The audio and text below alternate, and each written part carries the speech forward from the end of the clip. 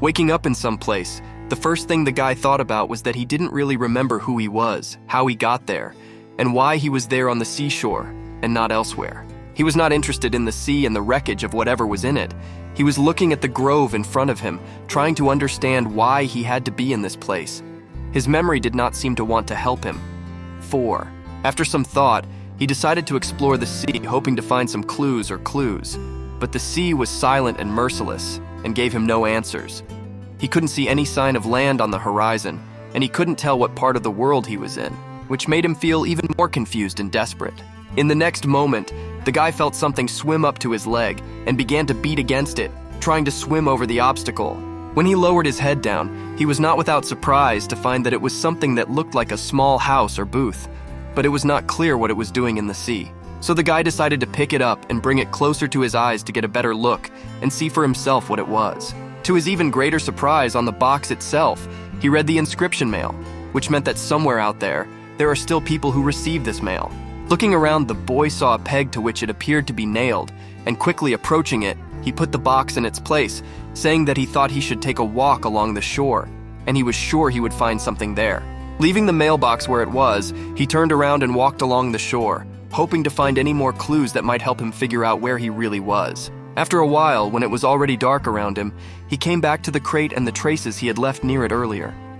There were no words to describe his surprise, but he stopped silently and looked at the box in front of him. As he approached the crate, he wondered into the void if it was freaking and actually an island, since he'd circled it and still ended up going back. Not hearing a reply, the boy turned towards the dark grove, not realizing whether he should actually go there, or whether it was better to stay where he was, hoping to be found. The darkness was frightening, but even more frightening was the fact that he couldn't hear the night bugs chirping, or any other sound except the sound of the sea behind him. The guy continued to stare there, contemplating different options, not really understanding how he should go about it. He decided not to wait for help on the shore, but to rush into the grove and search for answers there, wading through the branches and tall grass in the dark, noticing that it actually hurt. And since the grass was up to his waist, he thought that perhaps the island was uninhabited, since no one had taken care of it.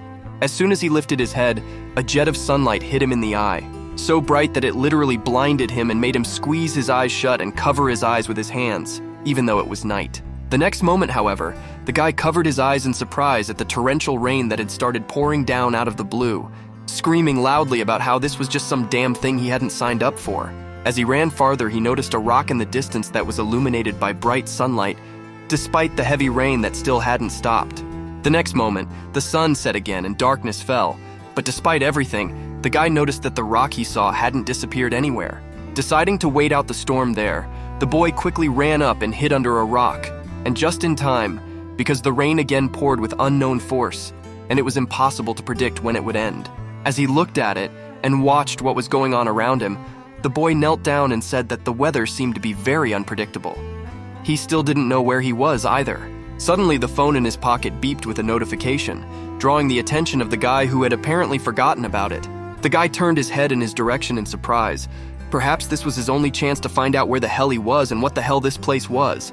But still, before he could take the phone out of his pocket, it fell into one of the puddles, and having been soaked with water and from there, immediately turned off and did not give any signs of life. Even so, the guy tried to open it, simultaneously pressing all the buttons and clicking his finger on the screen in the hope that the phone would turn on and he would succeed. After it didn't work even after that, he started shouting loud curses at the phone. After all, it was his last hope, and now it was gone. Angry from this even more, the guy just threw the innocent phone on the ground, thinking that it didn't matter what would happen to him, because he couldn't help him. For a while longer, he jammed his hands into the ground, kneeling down and trying to catch his breath after such a violent emotional outburst that he hadn't expected from himself. Panting, he shifted his gaze to the phone in front of him. Hope still lingered in him, and he didn't want to believe what was happening so easily. So he clenched his teeth to a crunch, covered his eyes and climbed out of his hiding place, still picking up the fallen phone from the ground again. Taking it in his hands, he quickly wiped the screen clean of water, asking if it would work if the guy dried it, and wiped it clean of the water that had dripped on it. After a moment, he felt a bright light begin to hit his eyes, and turned his head in that direction in surprise, distracted from his occupation. Still in shock, the guy barely finished the sentence he wanted to say. There was some kind of lantern or something shining in the distance, only he didn't know what for sure. The guy was completely disconnected from his class, not even noticing that the rain was still pouring and pouring non-stop and getting on his phone again. There was a house in the distance from which this bright light was coming, and it kept shining in his direction, deep into the forest where he was. Throwing the phone in his pocket, the guy got closer to the house, which, to his surprise, had no street light. But in all the windows of the upper floors, a bright light was burning, which itself, and illuminated everything around. The TV screen showed a report over and over again about the ongoing fruitless search for a group of L&C college hiking students who had disappeared while hiking in the mountains. This search, according to police calculations, was already in its 20th day, but there was no indication that the boys would be found, so the police asked for help from the public to let them know if they knew anything. Listening to them, the shopkeeper quickly walked over and took the remote control and changed the channel, saying that the world was a beautiful place. Then he asked if it was all so good for his damn business that he had to listen to it. Switching between the channels, the man grumbled and resented what was being shown on them and asked for good news once in a while instead of the same frustration day after day. On one of the channels, he saw the same report he had just turned off, but with other details. It said that the case of the woman's murder, which happened on X day, had been suspended because of the intervention of special services and high-ranking officials. The host didn't listen further. What was it about the only witness who had seen the murder suspect and how he was able to evade justice? In another channel he switched to, the anchor was talking about a famous performer, G, who was suspected of drug use and who is now missing. The presenter also talked about how last year, artiste G met a drug distributor at a boat party who got him hooked. With anger and disdain, the host turned off the TV and said this country is going crazy. He added that these shitty entertainers think drugs are like a reward for courage or talent. He lamented that he hadn't heard a single piece of good news in all these days and that they were only depressing his soul. As if only at that moment remembering the guy sitting behind him, the man turned to him and asked him what he thought about it and about the news that was being played everywhere. The guy in the cap did not answer anything, continuing to lower his head, silently stirring the rice with a spoon in the plate he held in his hands. Realizing that the pause had lengthened and the man was still waiting for an answer from him, the boy smiled and said thoughtfully that he was thinking the same thing anyway. The master felt that the boy did not want to talk to him and that he was hiding something from him. He scrutinized him, trying to understand what was wrong with him and why he was so strange and suspicious. He in turn began to guess that something was wrong. By his master's hesitation, it was more than clear in fact. Raising his head, he looked at the man but did not utter another word. Deciding not to try his luck and not to linger there, the guy quickly put a large bill on the table as payment for the meal and began to not hesitate to pack to leave the restaurant. After a short thought, the guy turned around and began to leave the restaurant, not forgetting to thank him for the food and answering the owner's question about the rent that the guy didn't need any rent, so let him keep it. However, as soon as he heard the words that actually looked familiar, the guy stopped and turned his head towards the master who had said it, waiting to see what would happen next. The man quickly approached him from behind, and looking at him with a frightening look, grimly asked him if he was the Udian wanted by the police and shown on all TV channels. Not finishing his dream, the guy opened his eyes in some place. The bright sunlight was hitting him right in the eyes, from which he could not fall asleep. The next instant, he jumped up on the bed, throwing off the blanket that lay over him with a loud cry, looking fearfully at his feet, not realizing what this place was or where he was after all. Deciding to calm down first, the guy lowered his head down to his chest and began to breathe in and out heavily, trying to get his breathing back to normal. And the sun continued to shine brightly. The chirping of birds and the sound of the wind swaying the trees and their branches could be heard outside the window. Calming down, the boy turned his head to the side, starting to look around a little at the place where he was, still holding out hope that he would be able to figure out where he was. When he saw a shelf with a television set off to the side, pictures standing near it, and a cross hanging on the wall, he asked fearfully what the hell this was. Nothing told him what this place was. After some time of futile thinking, the boy went to the door and opened it, immediately looking out into the hallway for someone he could ask about the place. At the very end of the long hallway, he noticed a silhouette that was obviously busy scrubbing the floors of the place. But looking closely at her mop, the guy saw that it was covered in something red, and this something, obviously a woman, was methodically smearing it all over the floor. He stood silently for a while, unable to say a word. He didn't understand who this woman was or what she was doing there. But overcoming his fear, for curiosity and the need for answers was stronger, the boy still called out to her, drawing her attention to himself.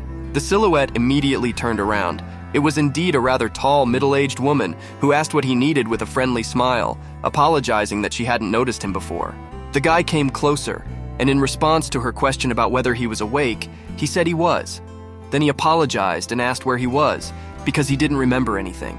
The woman's confident answer that he was of course at her house did not satisfy the guy, from which he was even more shocked and asked her what she meant by that answer to him. The woman asked in return, not removing the smile from her face, if he'd been in an accident or something, because they found him lying unconscious in her yard. Noticing that he still didn't understand anything, she explained that her young daughter had found the boy and brought him into their house, where they made sure to give him a room. Not realizing if what the woman had told him was true or not, the boy quickly coughed, clearing his throat, and quickly thanked her for the help she had given him. The woman, in her turn, paid no attention to this and, covering her face with her hand, asked where he had come from. The guy hurriedly explained that he thought he was on a ship that had been wrecked, but he couldn't remember exactly. She replied that no one had booked a room for today, so she wondered where he had come from. And they themselves kept a bed and breakfast there, though it was not much for the island, but it was enough. He turned his head to the side and quickly said that everything was clear to him. He asked where they were, because it was not clear from the pictures and photos. When she said that he was at her house, the guy said that he didn't mean that at all, because he had already realized that. He meant the exact location and position of this island. With these words, the boy put his head down, looking at the red footprints. Looking at the way the guy raises and lowers his eyes to the floor, the woman confidently said that first, he should get dressed, and then she will tell him what and how. As if just waking up, he looked up again and frowned, asking what she even meant, trying to figure out what they wanted from him. The woman covered her eyes and looked him over with an ambiguous smile without saying anything, returning to her occupation. When he followed her gaze, he blushed quickly and covered his torso with both hands, as if that would make him look smaller. Then, in a shaky voice, he apologized to her for being like that. The woman in turn replied that there was no need to apologize, and he should go back to his room, and she would bring him some clothes that he could put on himself. The boy quickly thanked her, not expecting such generosity. After a while, the guy made his way back and sat on his bed, wondering what this desert island inn was all about. Now, all his thoughts were occupied by this strange woman with a mop in her hands, who didn't see anything strange about him, but only told him that he needed to get dressed to get answers to his questions. Judging by her demeanor alone, the guy could easily guess that in such a case, she had purposely interrupted him and made him go back to his room. At that moment, a knock sounded from the door, which distracted the boy from his thoughts, forcing him back to reality. He turned his head in that direction and quickly allowed the man to enter. When he saw a tall girl in mesh tights and a dark makeup on her face enter the room, the guy stared at her in shock, unable to say a word. The girl, in her turn, without removing the smile from her face, handed him the clothes she had brought and said that this was what he needed to wear. The boy did not listen to her words, silently looking at her and examining her from head to toe with a greedy gaze, sometimes stopping at a certain part of her body.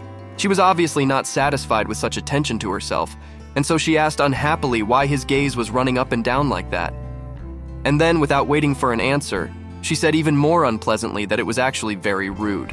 He in turn, as if he had just come to his senses and covered his chest with his hands and shouted fearfully that he had done nothing wrong, but had just been thinking. The girl said she was just kidding because he just looked at her very strangely, and then she asked him his name. The boy thought for a moment and said that he didn't really know what his name was. He knew he had one, but he didn't remember it. The girl had a crazy smile on her face, which grew wider and wider as time went on. The next moment she put her hand to her face and laughed, saying that it couldn't be. If he really had amnesia, it would be crazy. She couldn't stop asking him if he couldn't even remember his name, and she didn't joke about it. She kept laughing, talking about how it's really cool because she's never met people with amnesia before. It's just like a movie or something. Suddenly, the girl stopped laughing, and the smile began to quickly fade from her face as she took her hand away from his. Frowning, she quickly answered well, not looking back in the direction of the smiling guy who was clearly very pleased with this lucky break in his favor. The next second, however, the smile was gone from his face. He didn't really believe she was serious and he hadn't really heard her. As he got closer to the girl, he cautiously asked how he had gotten there in the first place, and if she knew his name or any other such information. Even though he didn't hear the answer to the previous questions, the guy didn't give up and kept saying that he knew she was on the island. But he was very curious about where it was. The girl asked him if he really wanted to know where he was. The girl asked if he really wanted to know where he was. The wicked smile that twisted the girl's face did not bode well, It was now absolutely clear that she would not give him all the answers.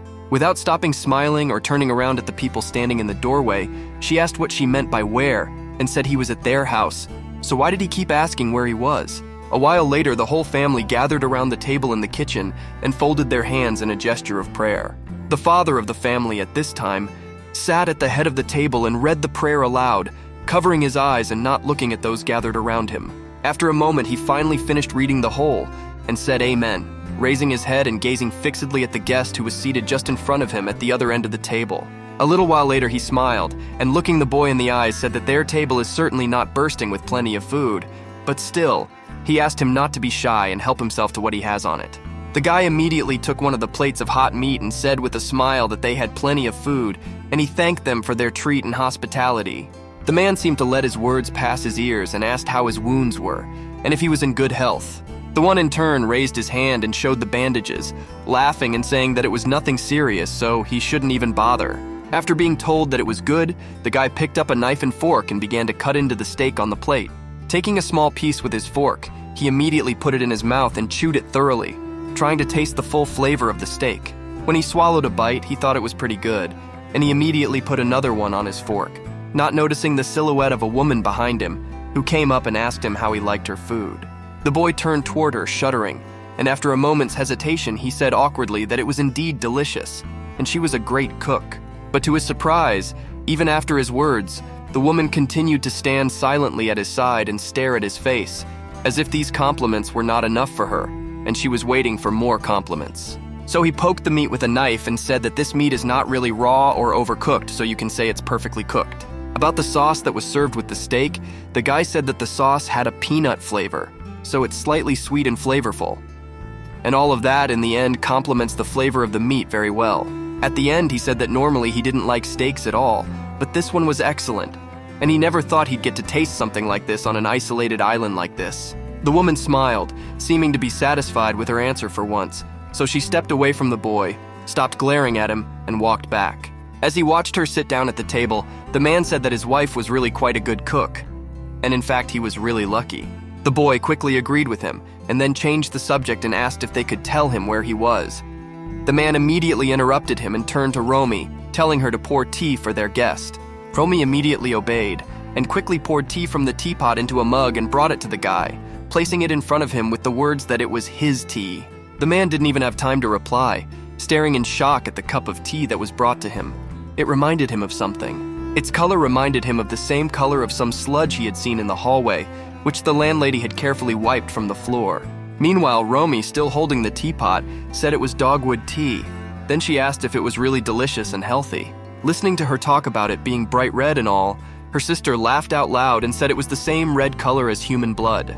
In response to her sister's cry for her to shut up, the girl laughed even harder and jabbed her finger at her, telling her to shut up, then called her a slut.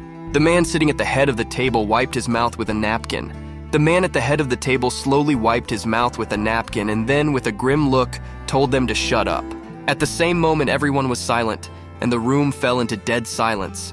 Even the birds outside the window seemed to have stopped chirping, and the clock stopped running. After that, the man finally spoke and turned to Yumi, with a command to apologize to her sister because she wasn't a whore. Yumi immediately lowered her head and apologized sadly to her sister, clearly unhappy that all her fun had been interrupted. The man then turned to Romy and told her to apologize to Yumi too. The man then turned to Romy and told her to apologize to Yumi too. Her listening father said nothing, but his expression darkened again in an instant, and the atmosphere around him became even more eerie. Romy decided not to test her fate, and looking at her father, she looked at her sister and apologized to her. The boy at the same time just silently watched the scene, frightened by what was happening. The next instant, the clock hanging in the kitchen struck exactly 2 o'clock in the afternoon, then loudly announced it. The guy in black sitting across from them looked at them without saying a word and then quickly stood up, leaning on the table in front of him and not finishing his food. Minu calmly looked around the table with a tired look and said that it was already 2 o'clock. Then, without waiting for an answer from them, he left the table and walked towards the exit without asking permission or turning around. This behavior surprised the boy, and he followed him with a look of incomprehension until he finally closed the door behind him. Turning back, he pointed his finger at the closed door and asked if this guy was their son, and they were all one family. The woman replied that if he was talking about Mina, he still had work to do. He He takes care of the pigs, and now it's time to kill them. The boy cut off a piece of meat again and asked, "That's where the meat comes from," and it turns out they raised the pigs themselves. The woman looked at him and said that Yumi had personally slaughtered them herself. The one paid no attention to her words and continued to eat quietly with the words that he now understood. However, in the next instant, the realization came to him. She called out Yumi's name. It made him surprised. And looking up to see the little girl sitting next to Romy greedily devouring her steak. He couldn't actually believe that this child was capable of such a thing. Though she looked creepy, she didn't look like an executioner. Sometime later, the guy offered to help the woman with cleaning and washing dishes, to which she asked why he should do it, because he didn't have to do it. The latter in turn replied that he was penniless and had to rely on their hospitality, so he must do everything in his power to repay them. The woman didn't seem to have expected this answer at all, and so with an awkward hesitation simply thanked him for his help. Then she walked toward the stairs, throwing her hands up in the air with the words that in that case, she could puff away today and do nothing around the kitchen. Looking after her, the guy said that she should relax and rest because she was doing so much. After staring at her until she disappeared, the boy turned his head to the side where the kitchen knives stood. He continued to stare at them, and more thoughts popped into his head about what he should and shouldn't do in a situation like this. The sun had already set behind the horizon and night had fallen, and the boy sat in his room and tried to make sense of everything that had happened to him during the day. If you think about it, they are all, without exception, strange people, and it's not even that they have a gloomy atmosphere. He remembered how the woman changed the subject every time he asked where they were. The man he was about to ask this from had just as surely changed the subject when he first spoke and told Romy to pour tea for his guest. It made sense to the guy now. He wasn't going to tell him where he really was, and they're all so brazen, they even try to hide it. He also remembered what had been said on TV. The number of tourists missing on the West Coast had been increasing lately, and the search for the missing L and C college students was continuing. All that he was thinking about made the guy frown, because in fact, the picture was forming and becoming quite logical to realize that these people are not who they say they are. The guy quickly turned and climbed onto the bed, opening the pillow and looking at the bandaged kitchen knife he'd taken from there after all. It was hard to believe, but maybe no one would notice, and he would have a weapon with which, if anything, he could defend himself against this terribly strange and suspicious family. Not immediately hearing any sounds behind his back, he continued to consider it, saying he should keep it handy so he could have a chance to sleep. At that moment, a voice came from behind and startled the guy by asking him if he could go inside. Quickly hiding the knife back, the guy quickly said that of course she could come in. A clearly displeased woman appeared on the doorstep, and without saying a word, she headed in his direction. Not expecting such a turn, the guy quickly averted his eyes and began to mumble something, and said that it was very late, so he wondered what brought her there. However, to his horror, the woman did not answer this question, but continued to walk towards him. When she got close enough to him, she took him by the shoulders with both hands, holding him in place. And leaning toward him, the woman looked into his eyes, her voice creepy, wondering where one of her kitchen knives was. And did he really steal her knife? Thinking she wouldn't really notice. The guy silently stared back into her eyes, not saying a word, trying to figure out what he should say. But it was definitely not worth it to show panic, even for a moment. The woman in turn also looked into the guy's eyes, hoping to see some hint that he would panic and tell her everything like a sweetheart, afraid of what might be waiting for him. However, he only quietly asked what kind of kitchen knife she was talking about and what exactly she wanted from him. Hearing such a response was clearly not what she had expected, and so her hands quickly slipped from the guy's shoulders and she stepped away from him.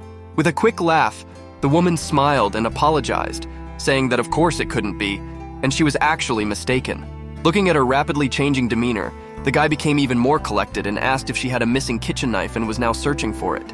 The woman replied that she did, but she guesses that maybe Yumi took it, even though she always tells her not to. The guy who was listening to her mumbling smiled stupidly and asked what she meant, because he still didn't understand anything except that she was missing a knife.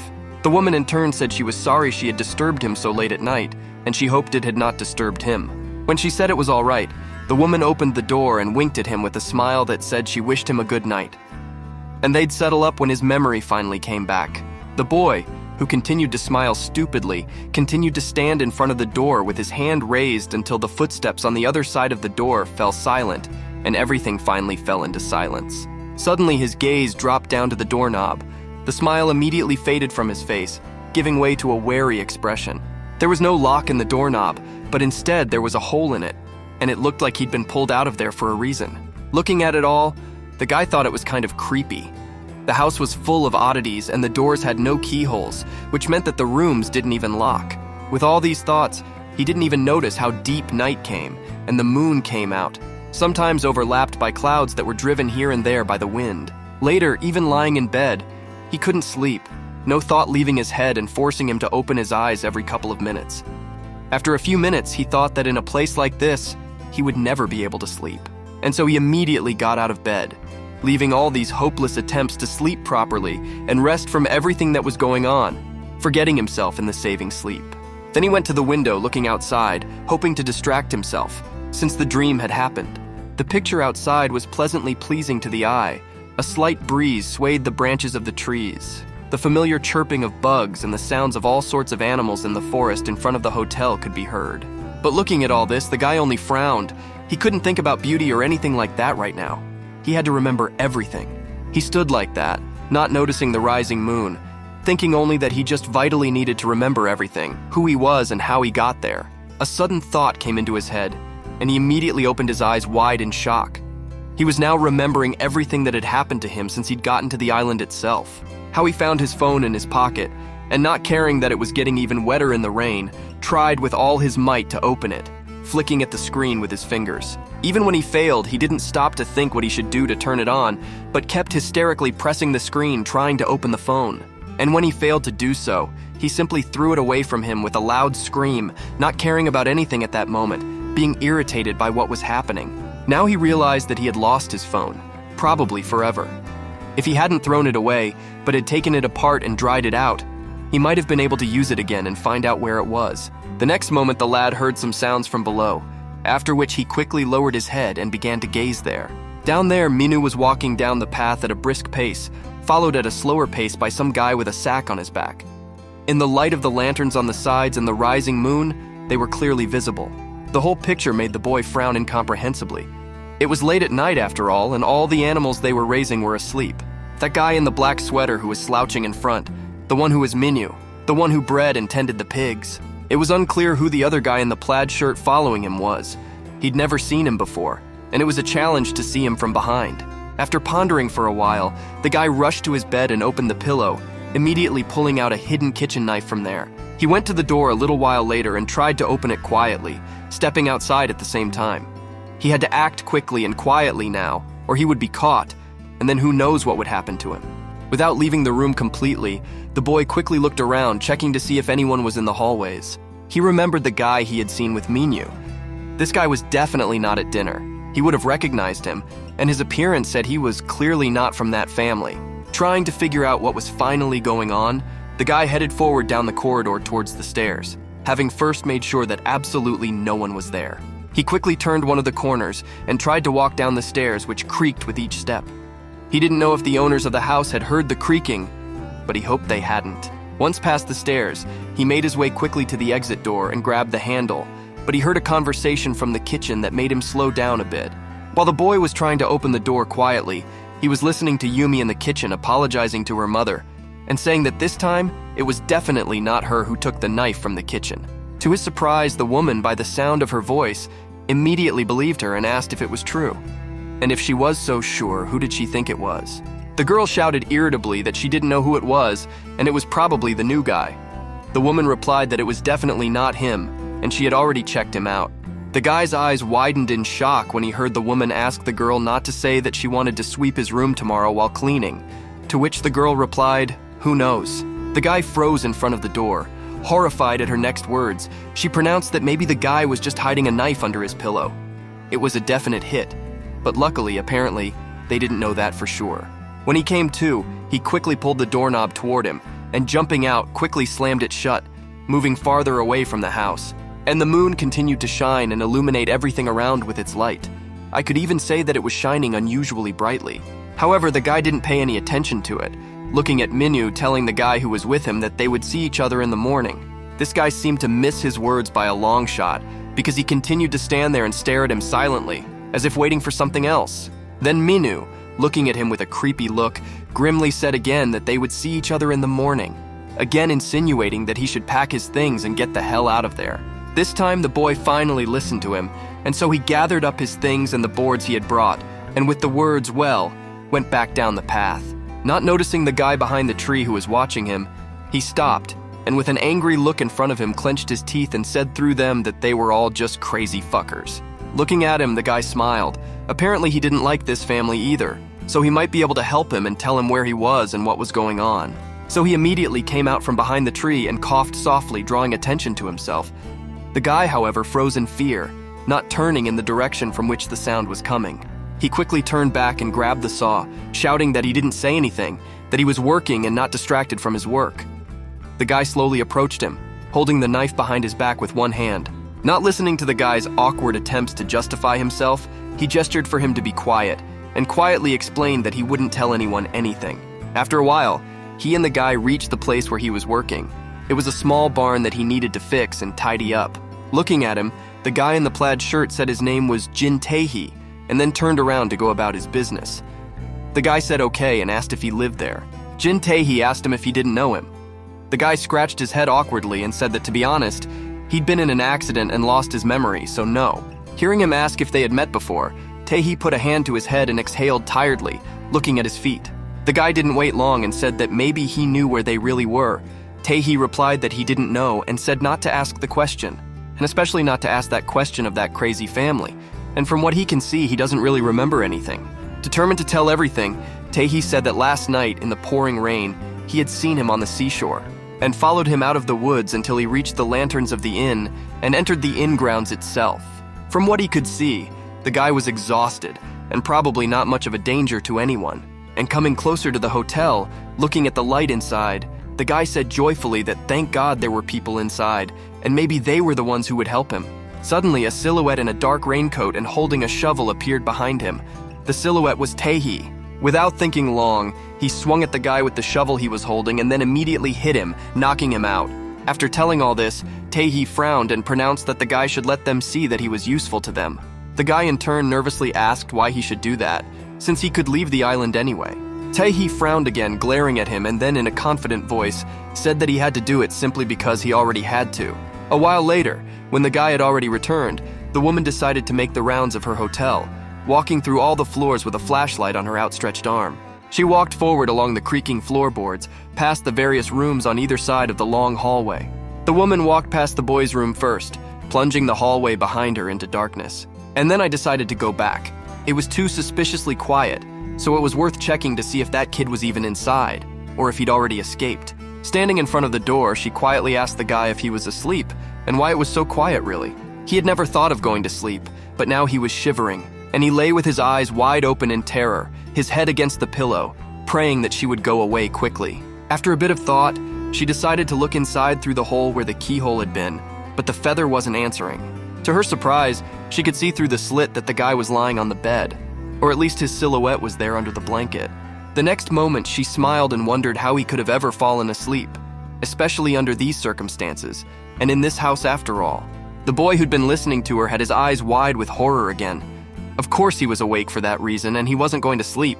He was scared as hell. After a while, distant footsteps were finally heard. The woman seemed to have had enough of trying to bring him out and went about her business. Despite this, the boy sat under the blanket for a while longer, sticking out only his head and listening to the creaking of the floorboards. Clenching his teeth from the exertion, he began to wonder how much longer this would actually last. Cold sweat dripped down his face. In fact, there was nothing to indicate that this was going to end quickly. Later, the boy calmed his panic and lay facing the window, but sleep still wouldn't come. It was harder to forget what he'd experienced the day before than he'd thought. He couldn't sleep, and after tossing and turning on the bed, he finally turned to the window again, thinking that it felt like more than 5 hours had passed. However, no matter how much he looked out that window, the moon had no plans to disappear. It seemed like it would go on for ages. A little later, it finally began to lighten, and the darkness of the night that had octaved all around finally began to give way to the light of day. The sound of the sea could be heard many kilometers away, even though there was no wind, and in fact, it was very quiet. And somewhere in the distance, near the treehouse, a silhouette was calmly swinging on a swing that was also hanging on one of the branches of the tree. It was not just a silhouette, but the silhouette of a little boy who, despite the early hour, was still doing something there. In his hand, he was holding the guy's cell phone, which he couldn't find. He held the guy's phone in his hand, which he had never been able to find. Opening one of the icons on the desktop, the kid quickly pressed the first button he could find, and in doing so activated the flash on it, taking a picture. A couple more hours passed and the sun was fully up, illuminating everything around with its light. Sitting at the breakfast table, the boy stared shocked at the abundance of food on the table. This time there was even more food than yesterday, and more variety too. The father of the family sat across from him as he did last time, wiping his hands with a napkin and asking him if he had slept well last night. But from the guy's haggard appearance, it was obvious that he hadn't slept. He denied it, and only said he was well rested. But to his surprise, the man didn't listen to him, letting his words pass over his ears. Then he said affirmatively that he looked exhausted. Romy intervened and said that maybe this guy was just the kind of person who couldn't sleep in an unfamiliar environment. The guy in turn said that in any case, everything was fine and they had nothing to worry about. The man smiled lightly and decided to change the subject and asked if the guy's memory had already returned, or if it was the same as before, he didn't remember anything. The guy frowned and unerringly replied that she wasn't exactly back, or rather, she wasn't back at all. In response, he heard that it sounded pretty serious. Ignoring Yumi, who was playing with the food and throwing it at Romy, the man finished his sentence and told the boy not to worry, as his memory was bound to recover. The man himself might not be a doctor, but he knew for a fact that he shouldn't dwell on this and such. It wouldn't do any good anyway. The guy in turn only tiredly thanked him for his concern, agreeing with everything he said. Suddenly his eyes went wide with surprise. It was only now that he noticed the table and what was set there. All the dishes that were there, they were completely different from the previous night. But at the same time, the table was bursting with plenty of food. And the woman decided to smile at him, and laughing said that today everything would be fine. The guy replied with a hitch that it was indeed so. Then he looked at her, and thoughtfully asked if the woman cooks it all herself, and no one helps them in the preparation. He only had time to ask this before he immediately regretted it. The atmosphere at the table immediately changed and became completely different. Now absolutely everyone at the table had turned toward him and was staring at him in silence. But none of them broke the silence. This picture made the whippersnapper even more horrified. What he had not expected was that his question would be so ignored and that it would cause such a reaction from everyone. Yumi and Romy were also distracted from what they were doing and were now looking at him fearfully. Everyone else just stared at him silently, not saying a word. The head of the family, who continued to glare at him with a frightening look, took the floor. He asked with a slight smile if he had a problem. With a slight hesitation, the guy asked what he meant, and then pronounced that of course not. And it wasn't like that at all. When he heard his words, the man did not answer, but folded his hands in a lock and offered to pray before the meal. Suddenly, the woman intervened and interrupted him, reminding him that she had one more thing to remind him of before she started. Then I said with a laugh that he had said he wanted to say something to everyone. The man laughed and said that he really wanted to do it. And what was he thinking about? And then reached for the floor without getting up from the seat he was sitting in, laughingly pulling something out of there that the guy didn't see right away. Without thinking long, the man lowered them right onto the dining table, placing a pair of dirty and wet shoes in front of the guy. The boy in turn stared at her unseeingly, immersed in his memories of the previous night. All he could think about at that moment was how to carefully and quietly sneak down the stairs so that they wouldn't creak loudly. As soon as he reached the bottom of the door, he noticed that his shoes were not there. But he couldn't go outside without shoes, or at least socks, so he decided he just had to put something on. His choice fell on the only boot standing lonely at that moment near the front door leading outside. And now these very shoes played a cruel trick on him, and now stood right in front of him on the table, as if mocking his stupidity. Suddenly the man took the floor and said firmly that last night someone had gone outside in them. It was understandable because they were wet and dirty. The boy looked tensely back at the man in return. He wasn't going to confess everything so easily, especially since no one knew who it was. Suddenly Romy said that maybe it was Minu, and then she asked who else could have gone out in the middle of the night wearing Atsov's shoes. Yumi too was apparently of the same opinion as her sister. So she quickly jumped up from her seat and pointed at Mina, calling him stupid and saying that those were her father's favorite shoes, and now he was dead. The man did not turn towards the guy and asked if he was the one who had taken his shoes after all. Minu quickly shook his head without saying a word. In response, the man turned toward his son and, looking at him with an intimidating look, said that it was a sin for them to lie. So he asks again if he took his shoes or not. If he did, he expects a confession. However, despite that, Minu shook his head again and clenched his teeth and covered his eyes, as if to say that he really didn't do it. But that wasn't enough for the man. The man wasn't saying anything, so the man asked again in a scary voice if he had put his shoes on. Minu shook his head again, and this time it came out terribly desperate. He did not speak, but he was definitely not mute. And the reason for his behavior was unclear. And the man got up from his seat the next instant and walked over to the guy, hovering over him with the words that it was definitely him. At that moment, the guy jumped up with a loud scream, asking them all to wait. From terror and fear, he even covered his eyes. Noticing that he had caught their attention, he put his head down on the table and said quietly that it was he who had taken the boots and was wearing them. The man, who had not expected it, turned his head in his direction and asked in shock what he really meant. The guy explained that he was very bored last night and couldn't start his phone, so he went outside for a while. In fact, he only did it because he thought it was just a pair of old shoes and wasn't thinking anything bad at all. But the man only asked if he was bored. The guy in turn awkwardly asked what he meant, but the man himself explained, coming closer to him and looking at him with an intimidating look, said that since this place seemed boring to him, then she should fix it and cheer him up. There was a loud shot from a double-barreled shotgun aimed at the seagulls flying across the sky. The birds flying in a flock immediately flew away in different directions, frightened by the sound of the shot. And one of them, which the man hit, flew downward with a stone the same hour and fell into the water, causing a tremendous splash. The man reloaded his rifle, and without looking at the boy said that usually when they hear gunshots, they sense danger. And as soon as that happens, they go flying off in different directions. However, there are always those who don't have time to react. When he finished speaking, he pointed the gun upward again, aiming for a shot at the next bird that didn't see the danger. The gunshot that sounded again made the guy squeeze his eyes shut for a moment, but no matter what, he didn't stop continuing to watch. Meanwhile, the man hit the bird again, and it fell down into the water, just like the last bird he had shot. Looking at it, he said that's how it actually worked, and turned towards the guy, looking at him with a frightening look. The guy wasn't particularly impressed by this, and he only furrowed his eyebrows and stood silently staring back at the man, not showing that he was actually scared. Suddenly, the man held out a weapon to the surprised lad, offering to take it himself and try to shoot a couple of seagulls. The boy decided not to argue with the man and took the gun from the man's hands without saying a word, and now he stood there, holding it with both hands. After examining him from all sides, he said thoughtfully that he had never fired a gun before. The man asked if he was afraid. He frowned and said confidently that he wasn't afraid. In fact, he just didn't understand why he should be. The man asked what exactly he meant. The guy replied that it was not hunting for food. He then asked if they kill them just for fun. The man did not answer his question and asked him if he was the one who said he was bored with them. To this, the guy couldn't find anything to say. And then he turned and pointed his finger at the newly created cloud of birds and said that he could shoot one of the birds that were flying there. There were a lot of birds there, so the man decided to ask him if he was sure he could handle it. After all, it didn't take much intelligence. Even after a few minutes, the man still hadn't heard a response or a shot which alerted him. Without turning back, as if sensing with his back what was happening there, the man asked if he had pointed the gun at his back. The guy in turn said nothing to this, and frowned even more, asking why no one was telling him where he was. Without fidgeting, the man calmly interjected, not saying what exactly, and the guy shouted irritably, asking where they were.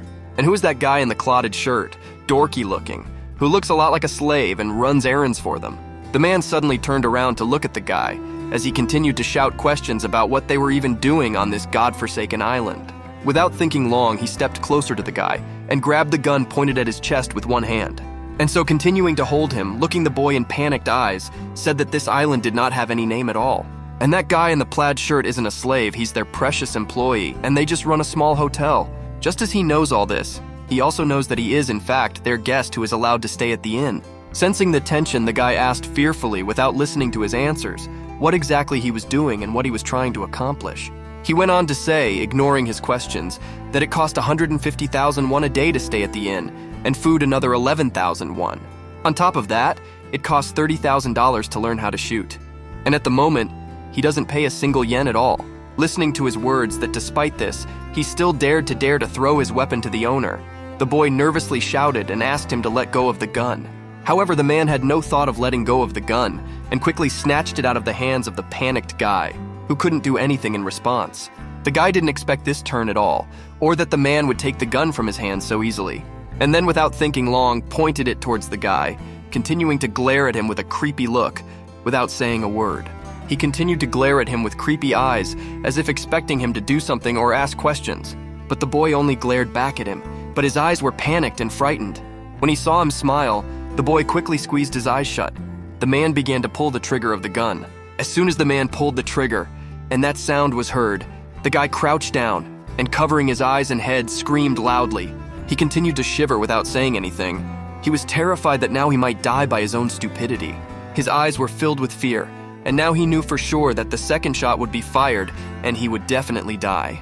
A second trigger pull was heard, but the shot never went off, and the guy never died from the shotgun blast to his head. Raising the gun up to the sky, the man said with a smile that it was a 2-shot gun, and after 2 shots, it must be reloaded.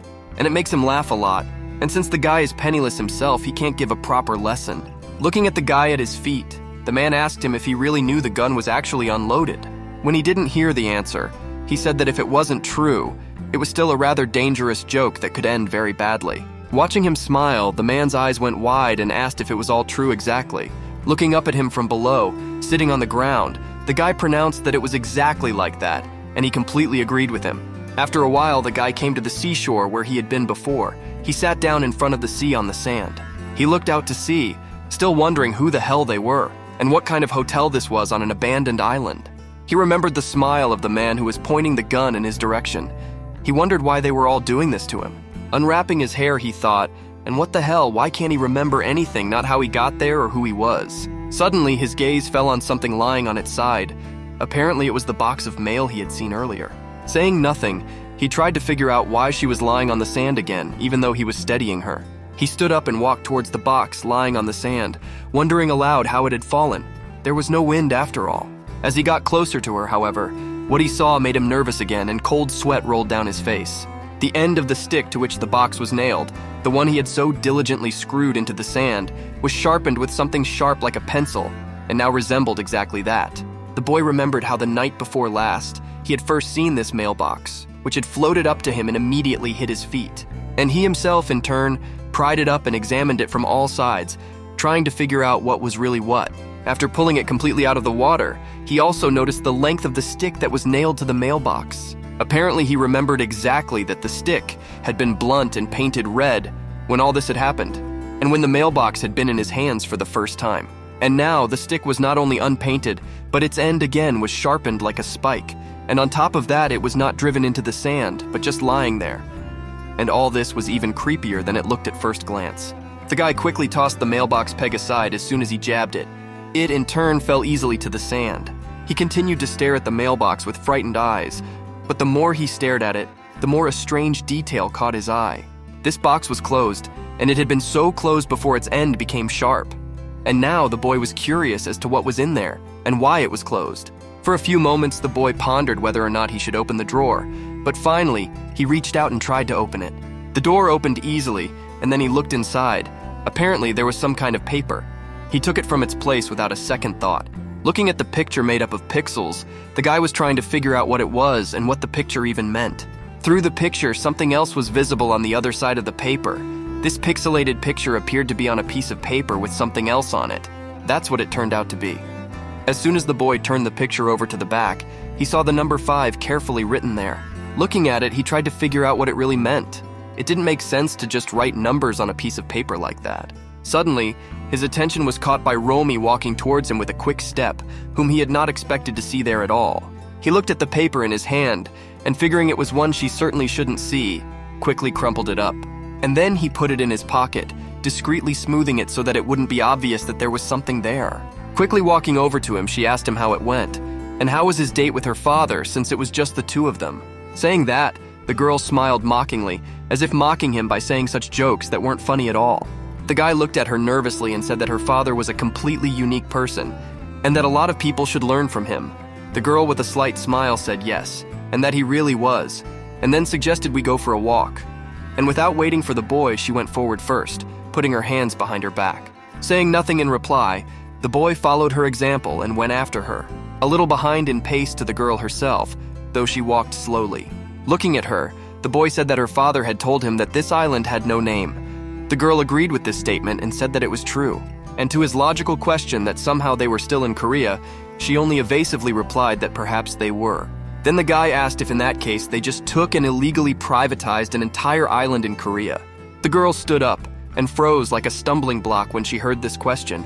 The girl stood up and froze like a dumbfounded woman when she heard this question. after which she turned in his direction and with a quick step walked closer to him, all the while not saying a word. And then she moved even closer to him and threw both arms around his shoulders, parallelly resting her whole body on him. While she was leaning on him, the guy didn't even know how to react to that, really. So he just stood there, staring at her with an awkward expression on his face. The girl herself, meanwhile, felt completely free there, and so she said to him, did nothing else catch his fancy, and had nothing else caught his imagination. The guy blushed and awkwardly asked how old she was for her to talk to him like that, like she was older than him. The girl replied that he didn't need to ask, and that after all they were both adults and wasn't that enough. These words of the girl surprised the guy even more, and his eyes widened even more from what he saw and heard. The next moment, the girl still reached up to his face and stroked his face. The boy only grimaced in response but said nothing. The girl kept flirting with him, as if she was amused by his reaction. It was true if you could tell from her mocking smile. After hearing the words that they were old enough to do something nice, the guy blushed like a ripe tomato. In his head, now all sorts of obscene images were coming to him. When he stopped resisting, he followed the girl down the sandy shore. He didn't know what she wanted from him, but now he didn't care. A while later, they finally reached the dock. Looking at it, the girl said that it was from the rock fishing equipment. In fact, it usually cost 30,000 won, but this time it was on the house. What he heard and saw made him stiffen in surprise again, but this time it was disappointment. After a moment's thought, he wondered if she'd said fishing in the first place. The girl turned in his direction, and after a little thought, laughed and said it was exactly as he said. After the guy heard the answer, he looked at the girl questioningly again, as if he didn't think she would agree so easily. Noticing his confusion, the girl raised her hand and covered her face with it, as if she had seen something funny. And then, unable to contain her laughter, laughed loudly at the guy, not paying any attention at all to the condition of the guy himself. The one in turn, looking at being laughed at, blushed completely, and shouted out nervously what exactly she found funny. The girl immediately clarified to the panicked guy, not stopping to laugh, that he was funny. And then she asked him what he had expected in the first place. They didn't notice someone watching them from outside, busy with their argument. The boy said he didn't expect anything like that, and the girl said the opposite, and that if he didn't, then why was he so angry? A while later, they had finally calmed down, and now they were both sitting on the dock near two rods and fishing with them. Putting the worm on the hook, the girl decided to break the silence and asked if he thought his memory might come back if he did everyday things like this. Grinning in disgust at this picture, the boy replied that he hadn't thought about it. However, despite that, he now thought it was quite possible, and decided to change the subject by saying that these worms look disgusting and disgusting, but still, she's great with them. In response to the girl's words that he didn't seem to be the type to be easily scared, the guy said he didn't remember who he even was, and also being all alone on a strange island full of strange people, so yeah, to be honest and open, he's scared. The next moment he was silent, sensing again a strange atmosphere that reminded him of the atmosphere in the kitchen from the man. Looking at the girl and feeling the aura emanating from her, the boy wondered fearfully what had happened. He wondered if he had accidentally said something bad. The next moment, the girl exhaled and apologized. Then she said she was sure he'd gotten a bad impression of them, and she knows that to him they seem like some kind of weirdos. Let's say her father. He's a very strict man, and all this, and his strictness and his principles, it's because of his religious beliefs. And because he hates the city, he moved them all there. He did it the hard way, and her mom doesn't even know how the world works, and she's completely deluded by princess syndrome. She decided not to say much about her brother, Mina, and so she confined herself to saying that her brother had just gone deep into himself. Her younger sister, Yumi, on the other hand, is really scary, and she has absolutely no idea what kind of person she's going to be. The guy said she was pretty critical of her own family, and asked her to tell him about this girl, Yumi. After all, he saw her catching and killing bugs today, and she's having fun with it. After a moment's thought, he said with some hesitation that kids her age couldn't always tell the difference between right and wrong, so they're pretty easy to squash bugs or something. Romy turned to him in surprise, distracted from her book, and asked what he meant and whether he meant to say he'd been like that too. He pondered the answer, as if even for himself he was trying to figure out what and how, but he didn't remember anything, which he immediately reported to the girl, not forgetting to scratch his head awkwardly beforehand. The girl said it was bad. At his questioning sound, she replied that she had never met anyone with amnesia before, so she was a little curious, and she wanted to see if she could help by talking to him about his past. Scratching her head, she smiled awkwardly and apologized, with words that she knew and understood that this was a serious problem for him and all. The boy didn't answer anything, sinking into his own thoughts. There were still a lot of things he could remember from their first meeting. The one time he had asked her where he was, hoping she would help him, she had just laughed at him. Now he was just wondering if it was just because of her personality temperament or not, and whether she could be trusted at all after all. At this point, the float finally twitched, and after one time, began to twitch many more times. Apparently the otter was pecking. The girl immediately noticed this and loudly called his attention to it, shouting that he should hurry up and pull out the rod as quickly as possible. Looking at his ridiculous attempts to gently pick up the fishing rod, the girl started laughing again and asked him if he didn't know how to fish at all. And without thinking long, she told him to take his hands off the rod, because she would do everything herself. Romy was so quick to try to get close to the guy to take the rod from him that the next instant she immediately slipped and began to fall. And falling not just anywhere, but right on top of the guy who was surprised by this turn of events. He just stood there and watched her fall, doing nothing and falling with her. The rod, in turn, also fell, and without staying long on the slope, flew down into the sea.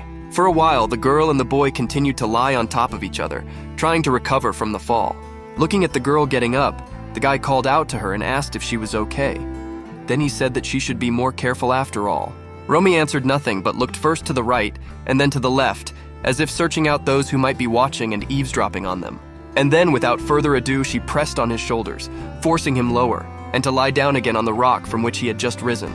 Lowering herself down, she asked in a quiet voice to the shocked guy to save her, if he could somehow manage it. She started to go even lower again, and only stopped when her hair completely covered the face of the guy who couldn't say a word. Looking him straight in the eye with her victim-like gaze, the girl again quietly asked him to save her. And then she said that she just wanted to get off this damn island. Romy, having done and said what she wanted, walked quickly away from the dock without saying a word or turning back. And the boy continued to stand there, thinking about what she had done and what she had said. His intuition told him that something was wrong, but he didn't want to believe it. He wondered to himself if she really wanted to leave the island. He wondered if what he'd heard wasn't what he'd heard. With thoughts that she probably just couldn't do it, the guy turned his head and his gaze fell on the book that Romy had apparently lost. Suddenly his gaze fell on the book Romy had been reading, and had obviously just forgotten it there.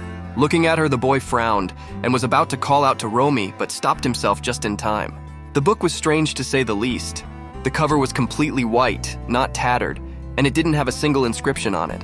Leaving his doubts and musings behind, the boy quickly walked over and picked up this book, picking it up from the ground. However, no matter how many times he tried to read anything there, or find anything, all the pages of the book were completely blank. Furious, he leafed through the same pages again, but as before, there was nothing there to help. After a moment, he finally realized this book absolutely was completely blank with nothing, not a single word or picture. After a while, he was already walking slowly along the ground in the direction of the hotel from which he had left. Suddenly in front of him, he saw a guy carrying a sack of something on his back and immediately stopped. After scratching his head, the guy was the first to break the silence and was the first to say that he had caused them a lot of trouble this morning, so he apologized. Minu looked at him silently. Neither his look nor his expression changed in any way. After some more time, his gaze fell on the book in the boy's hands, a book he was familiar with. But he said nothing about her, and leaving the boy's words unanswered, he went forward again. Minu answered nothing to that and walked on, as if the guy was really nothing to him. Jin-hyuk didn't like it, so he turned that way and called out to Mina again, who stopped. Then the boy tried to ask something, but he couldn't. They stood silently for a while, glaring at each other. Minu, noticing that the man wasn't going to say anything more, simply turned and went on his way. Looking after him, the guy thought that he couldn't just walk up and ask if he was being held there by force. After a while, he finally approached the inn itself. All the while, the guy didn't let go of the book he had in his hands. Looking at her, he remembered what the guy in the plaid shirt had told him.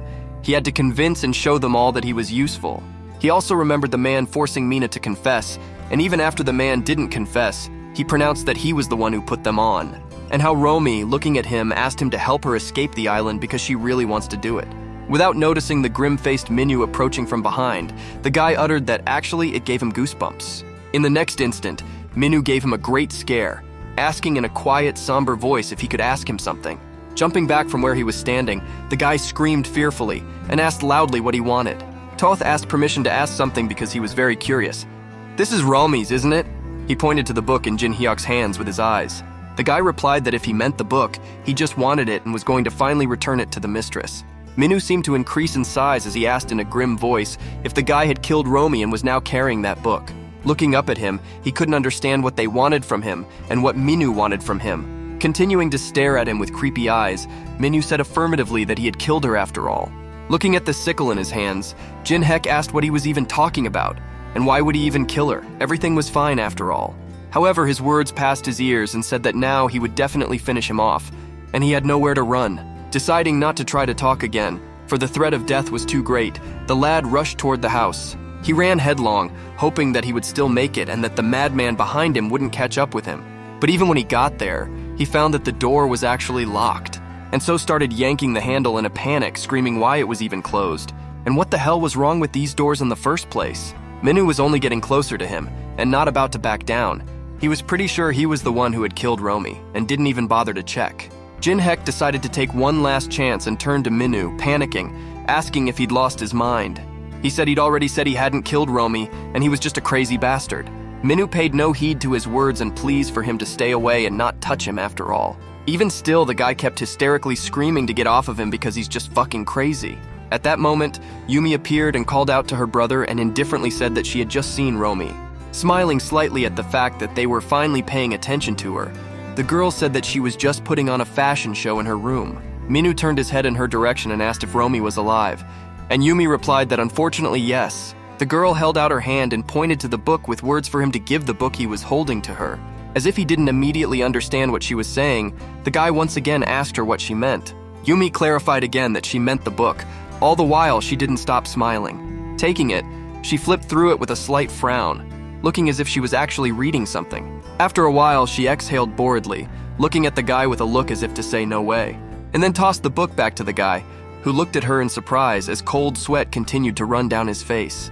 The girl meanwhile approached her brother and offered to go and help him with his work. Minu immediately agreed, and then said that Romy was her older sister anyway, so she should not fight with him, and the girl responded by asking who cared about that. The guy just lost his temper. He realized he had just almost been killed and it made him frown, and now they were just leaving together, not even apologizing to him for trying to kill him. It made him even more angry. Seeing both Minu and Yumi slowly drifting away, the gloomy guy called out to them and told them to stand still. Those immediately turned in his direction, and a mocking smile never left the girl's face as she turned toward the guy, who was frowning at them right now, telling them to wait and apologize to him for all the harm they'd caused him. And then he called Mina a fuckwit. For a while, Minu looked at the guy silently, as if with a look that said he was still very lucky he hadn't been killed. Jin-Hek himself wasn't going to give up, and frowned back at him, staring straight into his eyes as if challenging him. Yumi turned to Minu and asked if he had done something wrong. Minu quickly shook his head in different directions. Then she turned toward the guy, and spreading her hands apart said that he hadn't done anything wrong. Jin-Hek shouted irritably that he'd almost killed him. Yumi turned to her brother again and asked if it was true, and if he really wanted to kill the Ajusi. He replied that he thought he had killed Romy. The girl's reply that he should have been rewarded in that case put the guy in a stupor. He didn't understand why he should say that at all. The next moment, the girl laughed and patted his leg with the words that she was just kidding. Looking at this whole scene, the guy was trying to understand what was wrong with this kid. After all, then it was definitely not the time for jokes, and they are discussing serious topics. Yumi turned in his direction again and said with a smile that her brother was slow-witted, so just let him ignore it, and that he may have said he would kill him, but he was actually kind and didn't mean to kill him. She touched her brother and asked him to confirm her words. But Minu replied that if he killed Romy, he would easily finish him off and wouldn't even think about it for long. The girl said that no matter what, he hadn't killed her, and then asked that in that case, there was no need to kill Ajosi right now. He said yes and said he thought he did. Yumi turned to Jin-Hek and asked if he really wanted to kill her sister Romy. Not immediately understanding what she was saying, the guy frowned and asked her what she meant. Yumi, looking at him with a creepy look, asked if that was the case and repeated the question she asked again. The boy asked her what she was talking about and why he wanted to kill Romy. The girl turned to her brother and raised her fist in the air, saying that everything was all right and all disagreements were settled. The girl offered to go and see the pigs, and she and her brother turned and walked away. Jin-Hek held out his hand and tried to stop them, asking what he meant by settled. Putting all doubt aside, the guy shouted again that he told her to apologize properly because he had scared him so much that his heart nearly jumped out of his chest. Yumi turned around and, annoyed by his shouting, quickly headed in his direction, clenching her hands into fists. Looking at him with a look full of sympathy, the girl asked if the Ahosi had a heart problem. and smiled a creepy smile and said she didn't think it was true and asked if it was. Hearing no answer, she said that on the other hand, didn't he think he was being too hard on the sick man? After all, her brother's not what you'd call normal, and why doesn't he just step in and stop whining? The guy said irritably that it wasn't about whining. It was just that he was chasing him with a sickle in his hands. Yumi gave him a mocking look and said that she had been standing there and had seen everything, but there was no question of chasing him. He was just holding his sickle, and he got scared and ran. And then her look changed to one of scorn and disdain, and she said he was nothing but a pathetic coward, and then what was their fault? This time the guy finally lost his temper and asked angrily if he was the coward. Quickly approaching her, he shoved her and loudly asked her how dare she talk to him like that, while calling her a little asshole. The girl was not confused and did not answer him, but only shouted loudly. And then she fell to her knees and started whimpering, ignoring the guy who was standing there, not realizing what had happened. At that moment, a woman peeked out of the house looking at the guy with a creepy look and asked what all the commotion was about. Seeing Yumi sitting on the ground, she immediately jumped outside and asked what even happened.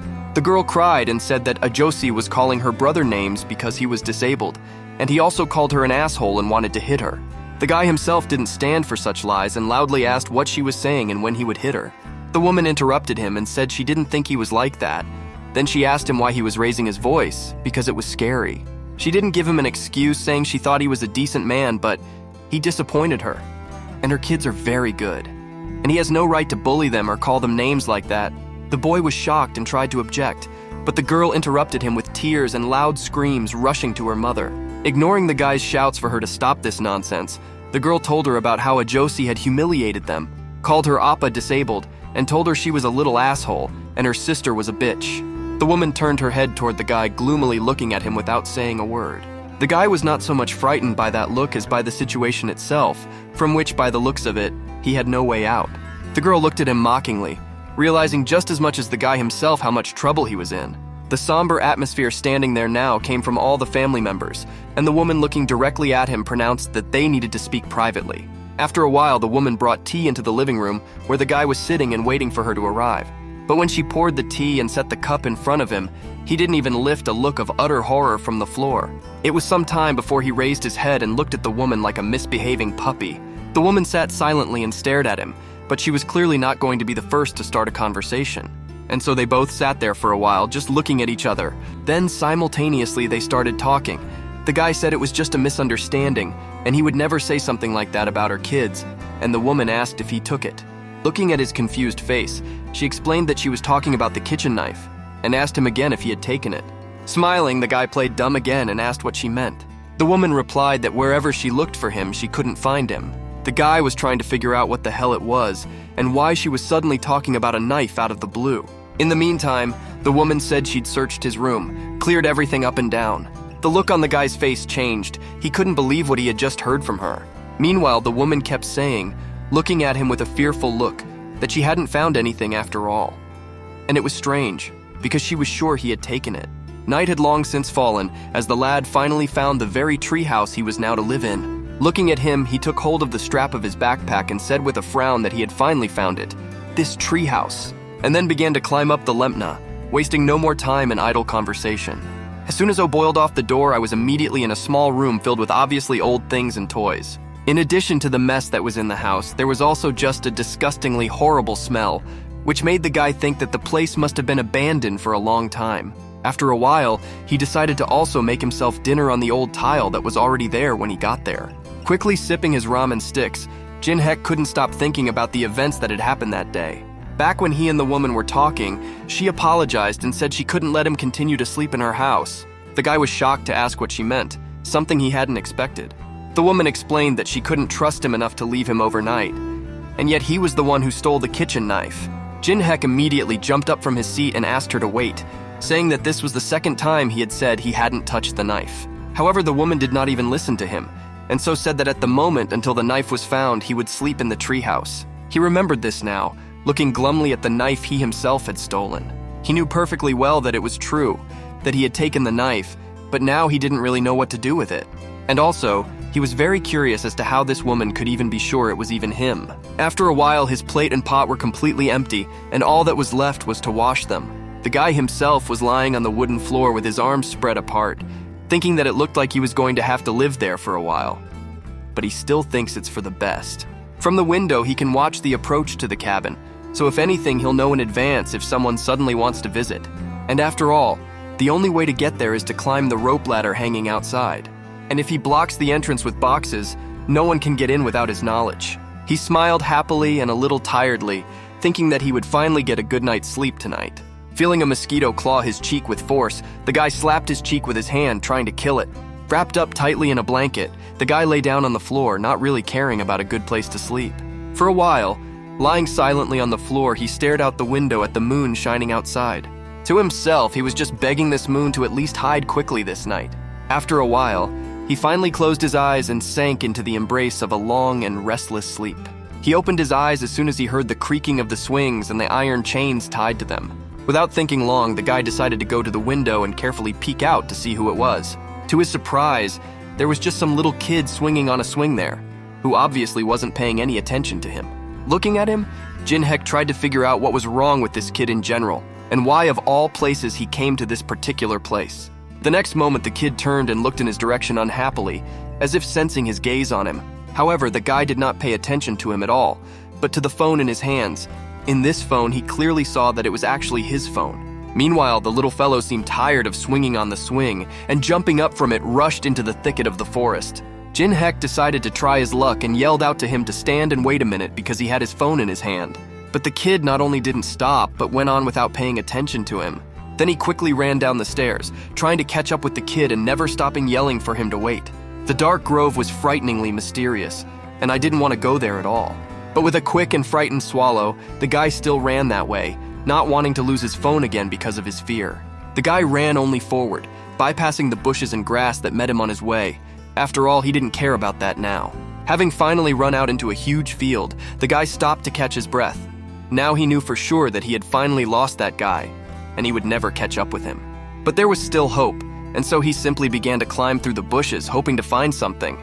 But the field was just huge, which made it not only impossible to run in it, it was even impossible to walk normally in it. After a while, the guy was breathing heavily and walking across the field without having achieved anything, wondering aloud where he had gone. The guy even looked around, but it was all in vain. He still couldn't notice or find anything, which made him perplexed. Swallowing fearfully again, he thought about what if he did lose this boy. He should already be worried. This place is just incredibly creepy, and he's already lost sight of it, so he'd better get back. At the same moment, he was surprised to hear some sound from the side and far away. It scared him, but at the same time, he had hope that all was not lost. Turning in that direction, he asked loudly if that kid was there, and if he was, let him come out. There was immediately some sort of sound to the side of him, causing him to turn there. On the other side, to his horror, there was also some kind of sound, almost simultaneously with the one before.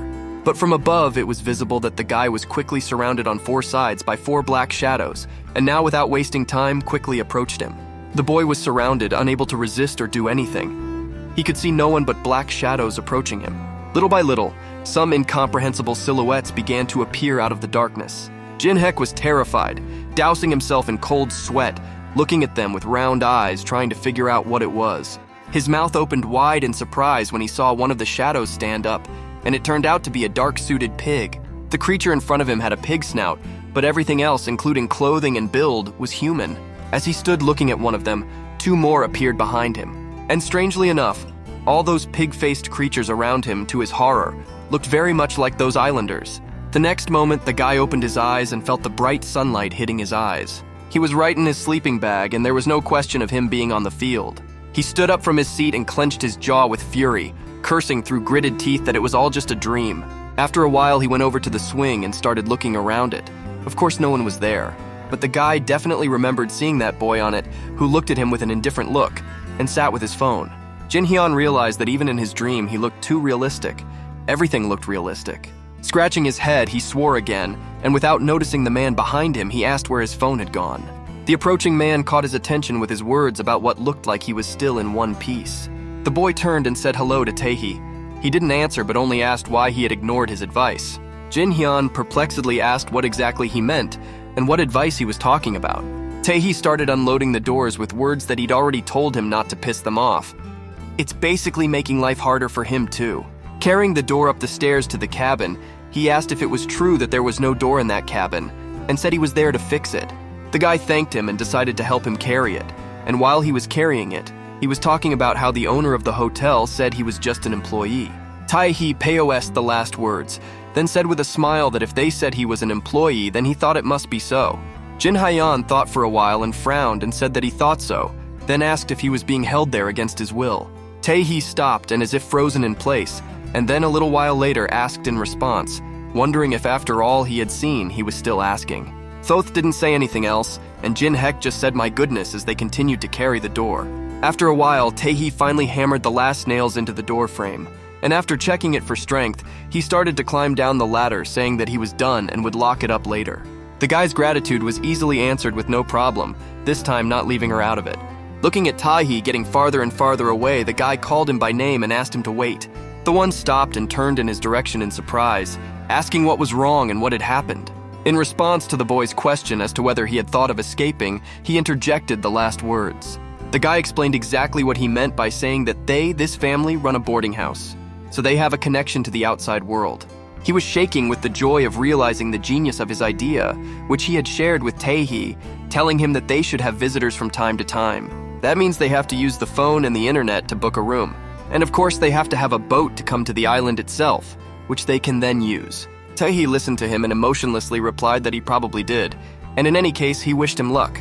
Noticing him turn and start to walk away, the guy shouted again and asked him to wait, asking why he was being so cynical.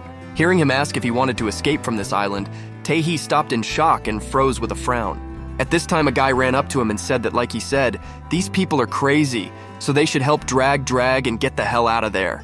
He kept yelling about how he couldn't remember anything and also lost his phone, so couldn't do it alone. And besides, since they have such similar situations, shouldn't they help and bail each other out? Tae-hee continued to remain silent without denying or agreeing with any of the things the guy was saying. This made him very angry, and he told him to say something. He asked him what had happened to him.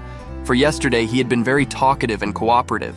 Hearing no reply, the guy snapped his fingers and said with a smile that when the new guests arrived, they should actually ask for their help, and shouted that if this was indeed a boarding house, they should be arriving soon. Tae-hee interrupted him and he didn't have time to finish what they could do then.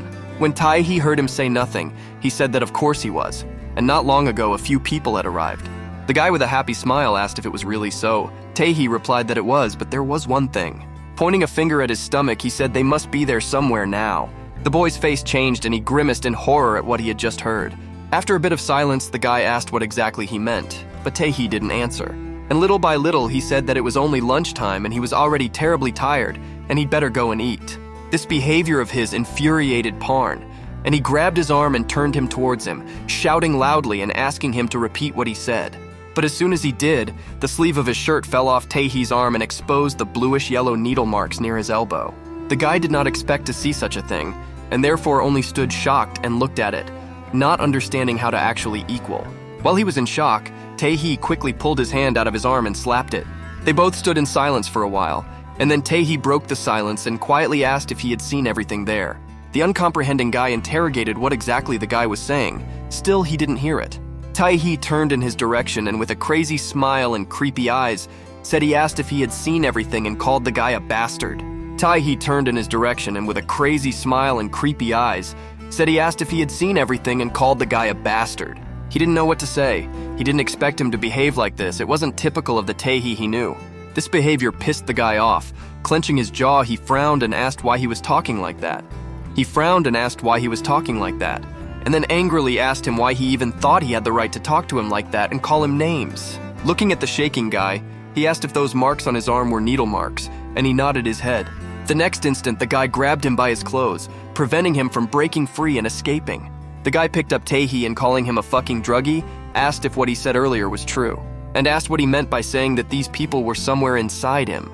The boy looked at him fearfully, not knowing where to start and how to justify his words to him. After a while, they both calmed down and went into the guy's treehouse to talk. Tae-hee scratched his head awkwardly and said that he was really sorry. The guy wondered if the guy was just kidding, even when he told him that the mine knocked him out with a punch to the back of the head, and that he has to prove his usefulness to them. Is it really just a shetka and about the visitors somewhere inside him too? Tae-hee, who was sitting across from him, honestly replied that that's exactly what it was, and he was Autumn apologizing because he was just goofing around. Jin Hek quickly approached him and started punching him, asking him if he hadn't gotten his nuts kicked in a while and who was joking around like that, especially someone with amnesia. After listening to his apology, the guy asked if they really kept a small business there. Tae-hee replied that they did, but he was very interested. It was really in order for him to believe other people's words with such ease. Jin-hek replied what the latter should have said at once and looked at him in surprise.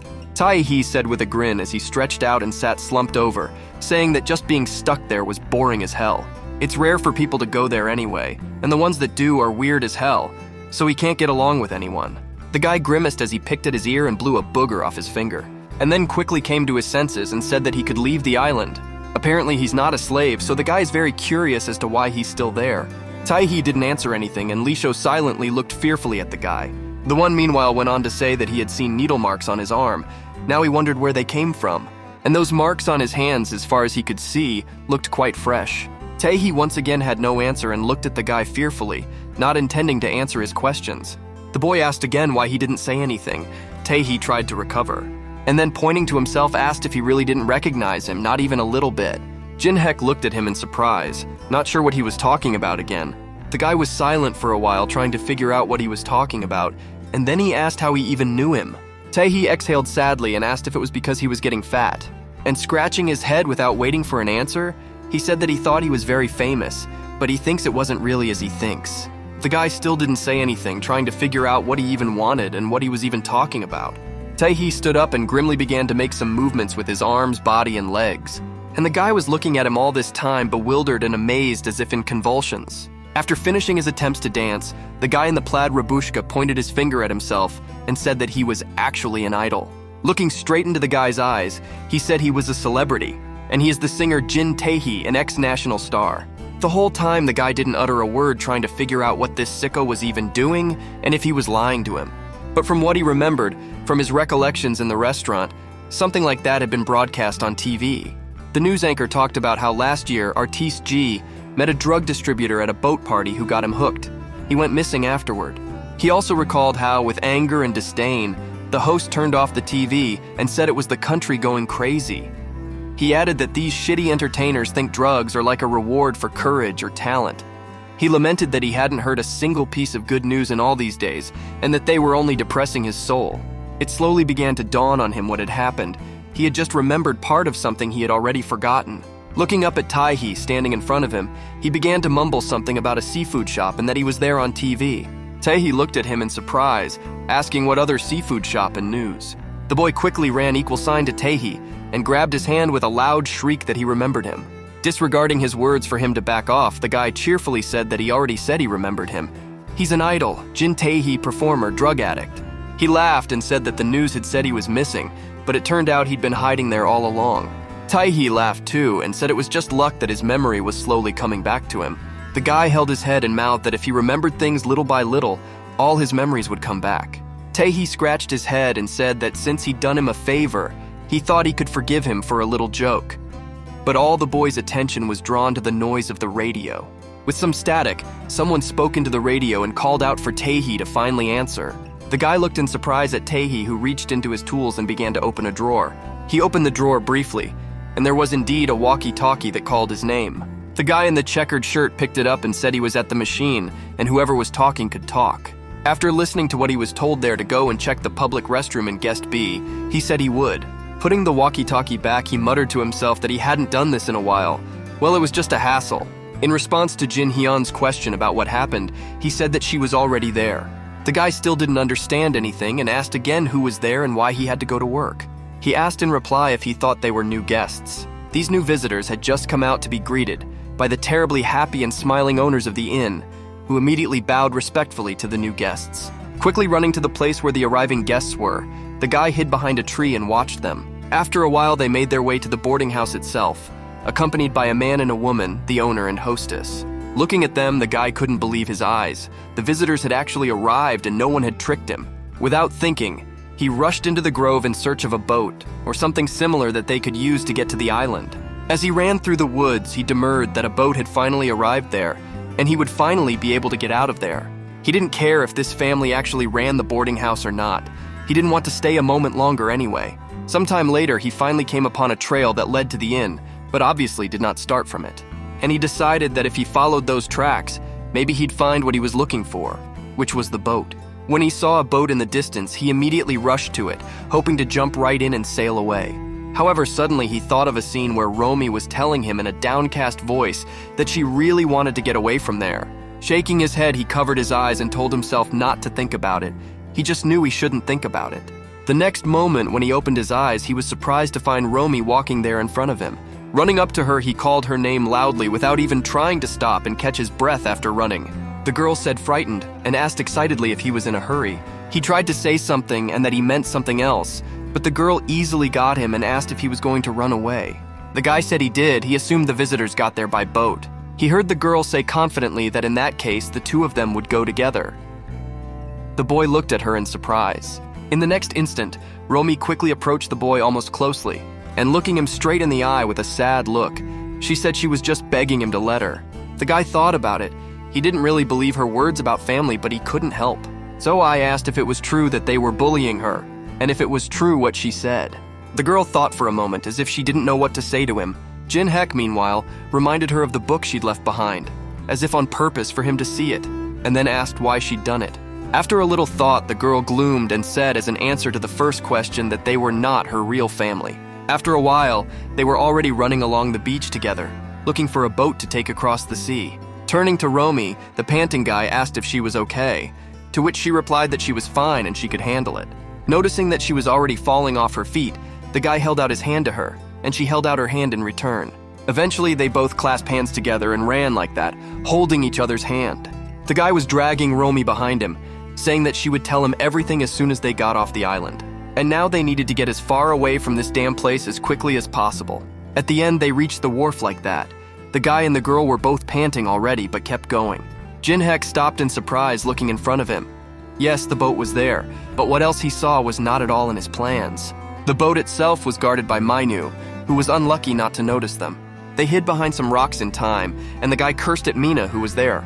Suddenly, the girl said something to distract him, and Jin-Hek asked her in surprise what she was saying. Turning his head in her direction, he asked if she was sure she was going to be okay. Romy replied that if anything went wrong, he would have to run alone. As she left, she asked him to tell her that he would come back for her one way or another. Walking forward, she raised her hand and called out to Mina, and then asked him to come over because she wanted to show him something. Minhwa began to get up little by little from the seat in the boat he had been sitting on before. When he approached Romy, he asked her why she had come and told her that if her father found out, she'd be in trouble. Romy exclaimed that she wouldn't stay long anyway. Digging through her purse, she pulled out a lipstick and began to paint her lips with it. And then she smiled brightly and asked if he'd seen it. And then she said that this is the lipstick my dad gave me last time. It's the latest in fashion. Minhwa said nothing in response, looking at her silently and unhappily. Looking at the way she was showing off, he tried to compliment her lipstick and say something about it, but he didn't quite get it. Looking at the guy behind her brother, she laughed and said he was actually very boring. Jin-Hek, meanwhile, quietly came up from behind and swung a rock at Mina. But the mind seemed to have anticipated his actions and turned around and grabbed his hand within centimeters of his head. Feeling his arm being squeezed with force, the guy growled in pain, not realizing how he oohed equal sign knew what about behind him. Gloomily looking at the guy, Minhwa asked what he really wanted the stone for, and then yanked him by the arm, causing him to lose his balance, and with his other hand swinging in for a punch. After hitting him on the neck, he grabbed him by the neck and began to choke him with force, holding him down. Romy ran over to them and called out to Mina, trying to get his mind off the guy to help him. However, the guy frowned through the force, telling her to stay out of it and just run away on her own because she wouldn't help. At that moment, Minhwa threw the guy down, causing him to fly in a couple meters across the ground and fall far away from the girl and roll on the ground. The girl excitedly yelled for Minhwa to stop and said he did it because she asked. The guy himself was yelling at Romy to leave him and run away, and as fast as possible. The minuet hovered over Romy and said her name with a grim expression, then told her she couldn't just run away. At that moment, a guy ran up from behind and grabbed Mina across the chest, knocking him off his feet for a moment and holding him in place. Ignoring Minhwa's creepy look that was directed at him, the guy loudly told Romy to finally leave already, and that no matter what, too, she'd promised that she'd come back for him someday. The girl turned in his direction and said that she promised that she would definitely come back for him, then quickly ran up and jumped from the dock right into the boat, untethering it from the dock. Looking at her starting the engine, Minhwa, held by the guy, quickly tossed him aside and rushed that way. He ran to the dock, screaming at Romy that she couldn't do it, and that she'd get in big trouble with her father. Even though it wasn't helping, he kept yelling at Romy that if she left, he would only make things worse. However, Romy was already very far away and simply could not hear what he was yelling to her and what he wanted from her. Suddenly, the guy behind him lying on the ground laughed loudly at him, and Minu himself turned around in his direction. Looking him straight in his creepy eyes, the guy said he was just a stupid bastard. A smile blossomed on the guy's face when he said he didn't know why he didn't want to let them off the island, but he was very curious about what he would do now. All this time, Minu had been staring menacingly at him with a creepy look without saying a word. Everything was clear in his opinion. The man looked around at everyone at the table and said that it was true. Looking at the guy at the table across from him, he asked him if he had helped Romy escape from this island. He confidently looked him in the eye and said that his daughter wanted to leave and he only helped her. The man answered him without stopping to glare that it was up to him to decide what was best for his daughter and what she would do.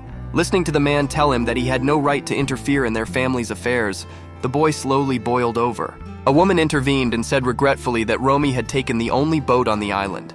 Then she asked what they should do now. Turning to the guy, she said that he had harmed them by his actions, and if Romy didn't come back, it would be on his conscience. Suddenly, Yumi laughed loudly, just in time covering her mouth with her hand, unable to contain her laughter. The guy looked at her shocked, not understanding what had happened and what had caused her to laugh. The man also suddenly shuddered with barely restrained loud laughter. Still, this topic was a laughing matter to him. Only one Minu out of the entire family didn't laugh and sat stone-faced and silent as usual. All of them, those gathered around the table, just sat there laughing loudly, as if they had all smoked something wrong. Looking at them, the guy gloomed. He didn't understand at all what exactly was going on there now and what was so funny. Yumi, through tears and laughter, told her mother that she had made a very good joke. The man also said through laughter with a smile that her wit was just something. All this finally pissed the guy off. At first, he treated it more calmly and was rather surprised, but then he got angry. And looking at them with an angry look, Jean Heck asked what was so funny and weren't they the ones who had been bullying Romy all along. Everyone at the table immediately fell silent and looked at him gloomily, especially Mina, who had beaten him up not too long ago. Meanwhile, the guy himself wouldn't stop talking and said that Romy told him they weren't her real family and then showed them a blank book and said that maybe he didn't know what was behind that blank book, but he thought she was definitely asking for his help. All the family members silently looked at the book and then, without saying a word, shifted their gaze to the boy, who stared back at them with a more plaintive look but never stopped frowning. Folding his hands on the table, the man made a perplexed expression and said regretfully that he must be out of his mind. Jinhek looked at him in surprise without stopping frowning, preparing to go for a counterattack. A woman intervened and said with a laugh that Romy had always been a free-spirited child and that she likes to make fun of everyone. Yumi twirled her finger at him and said she told him that Romy was a crazy bitch to the core. The woman interrupted her and said she shouldn't talk about her sister like that. The girl replied that she already knew. Looking at the guy, the man said with a smile that he didn't intend to go that far, but he thought it would be indecent to him. But he still wants to have a frank talk. And then asked if he could tell me who he thought was the craziest of them all. The boy froze, shocked without saying a word in response, not quite sure what the man was getting at. Getting up from his chair, the man said that he was not the one who had suddenly appeared before them, claiming that he had lost his memories, and who couldn't and can't figure out where he came from or who he is. And after this man showed up, the knife in the kitchen disappeared. The same guy, as far as he knows, put on his shoes without permission and wandered around the house late at night. And in the end, his daughter, who always wanted a calm and quiet life, suddenly runs away from home after the boyfriend shows up. Walking up to the guy, he put his hand on his shoulder and said that last one, not on the count, but not on the destination. The same man once grabbed a rock and tried to smash his own son's head in with it.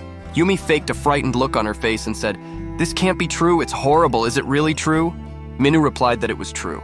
With a cocky and evil smile, Yumi turned to her father and said, "What else?"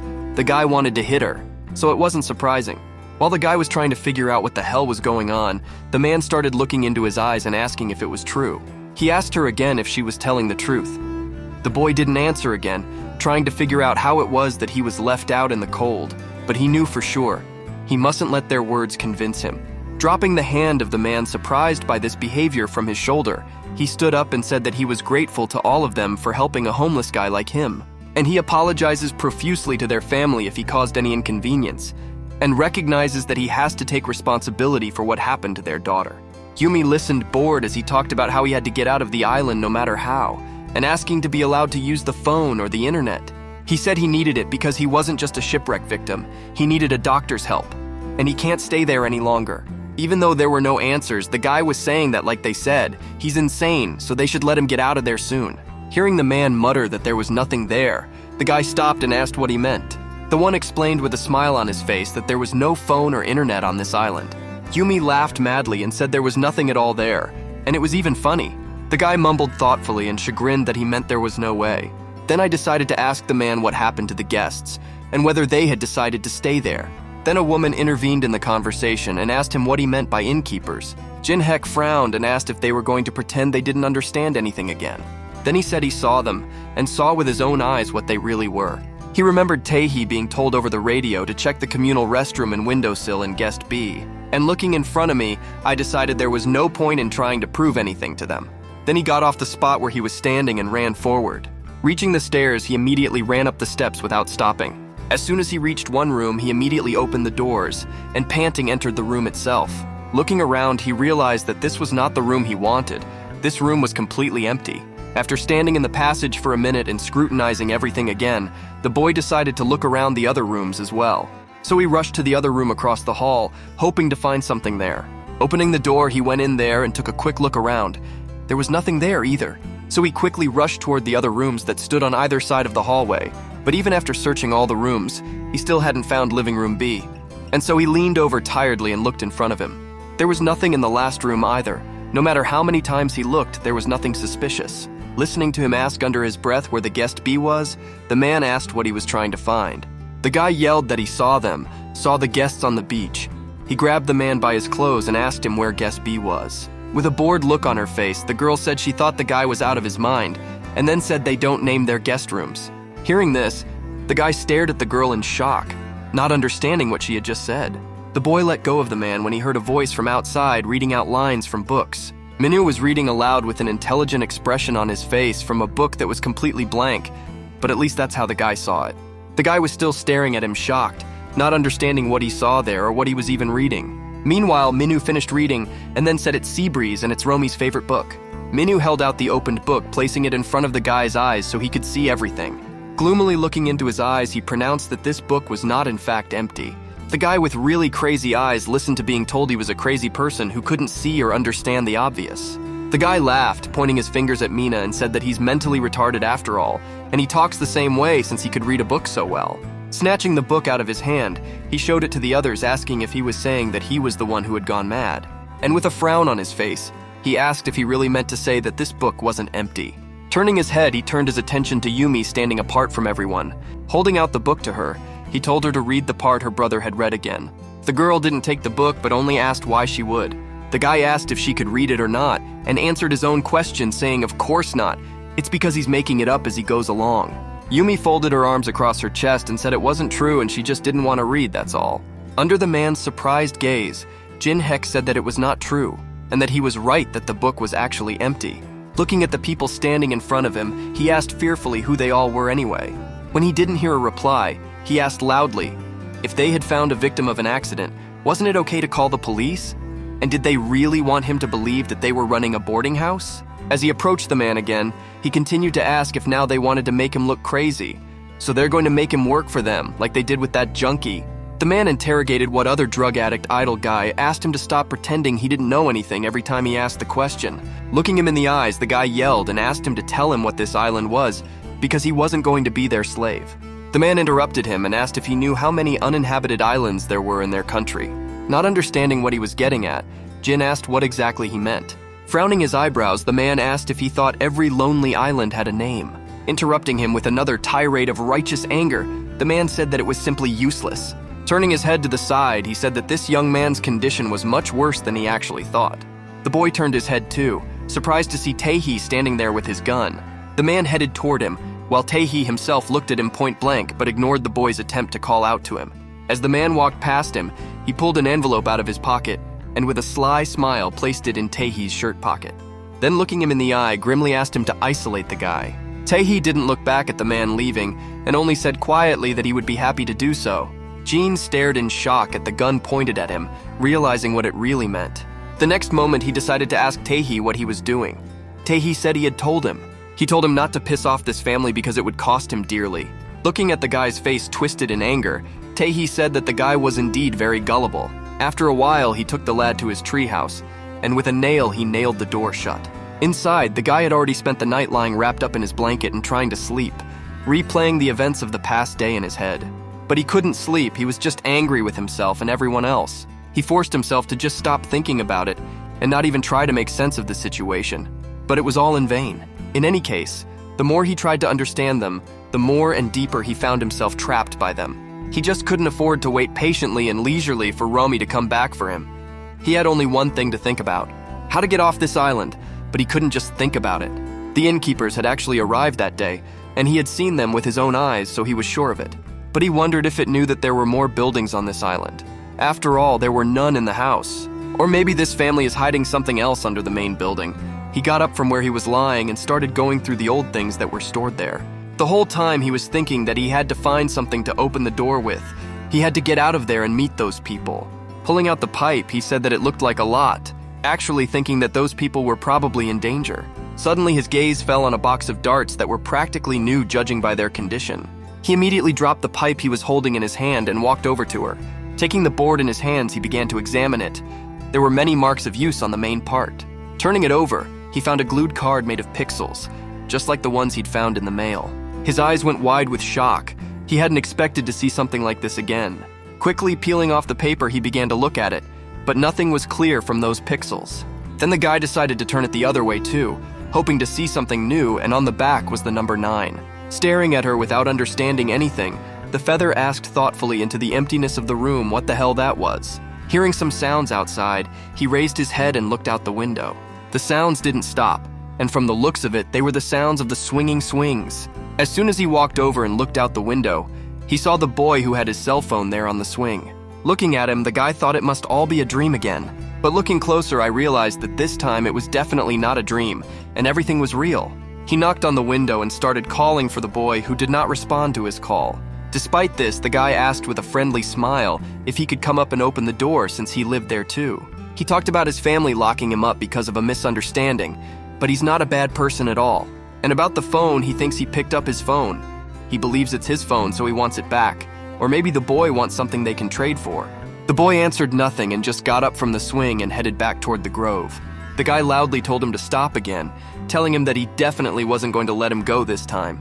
Taking from the floor a pipe that had fallen there, the guy swung it with force and hit the window with it, thus breaking it, and then climbed up onto the windowsill, scanning with his eyes what he could grab onto when he jumped.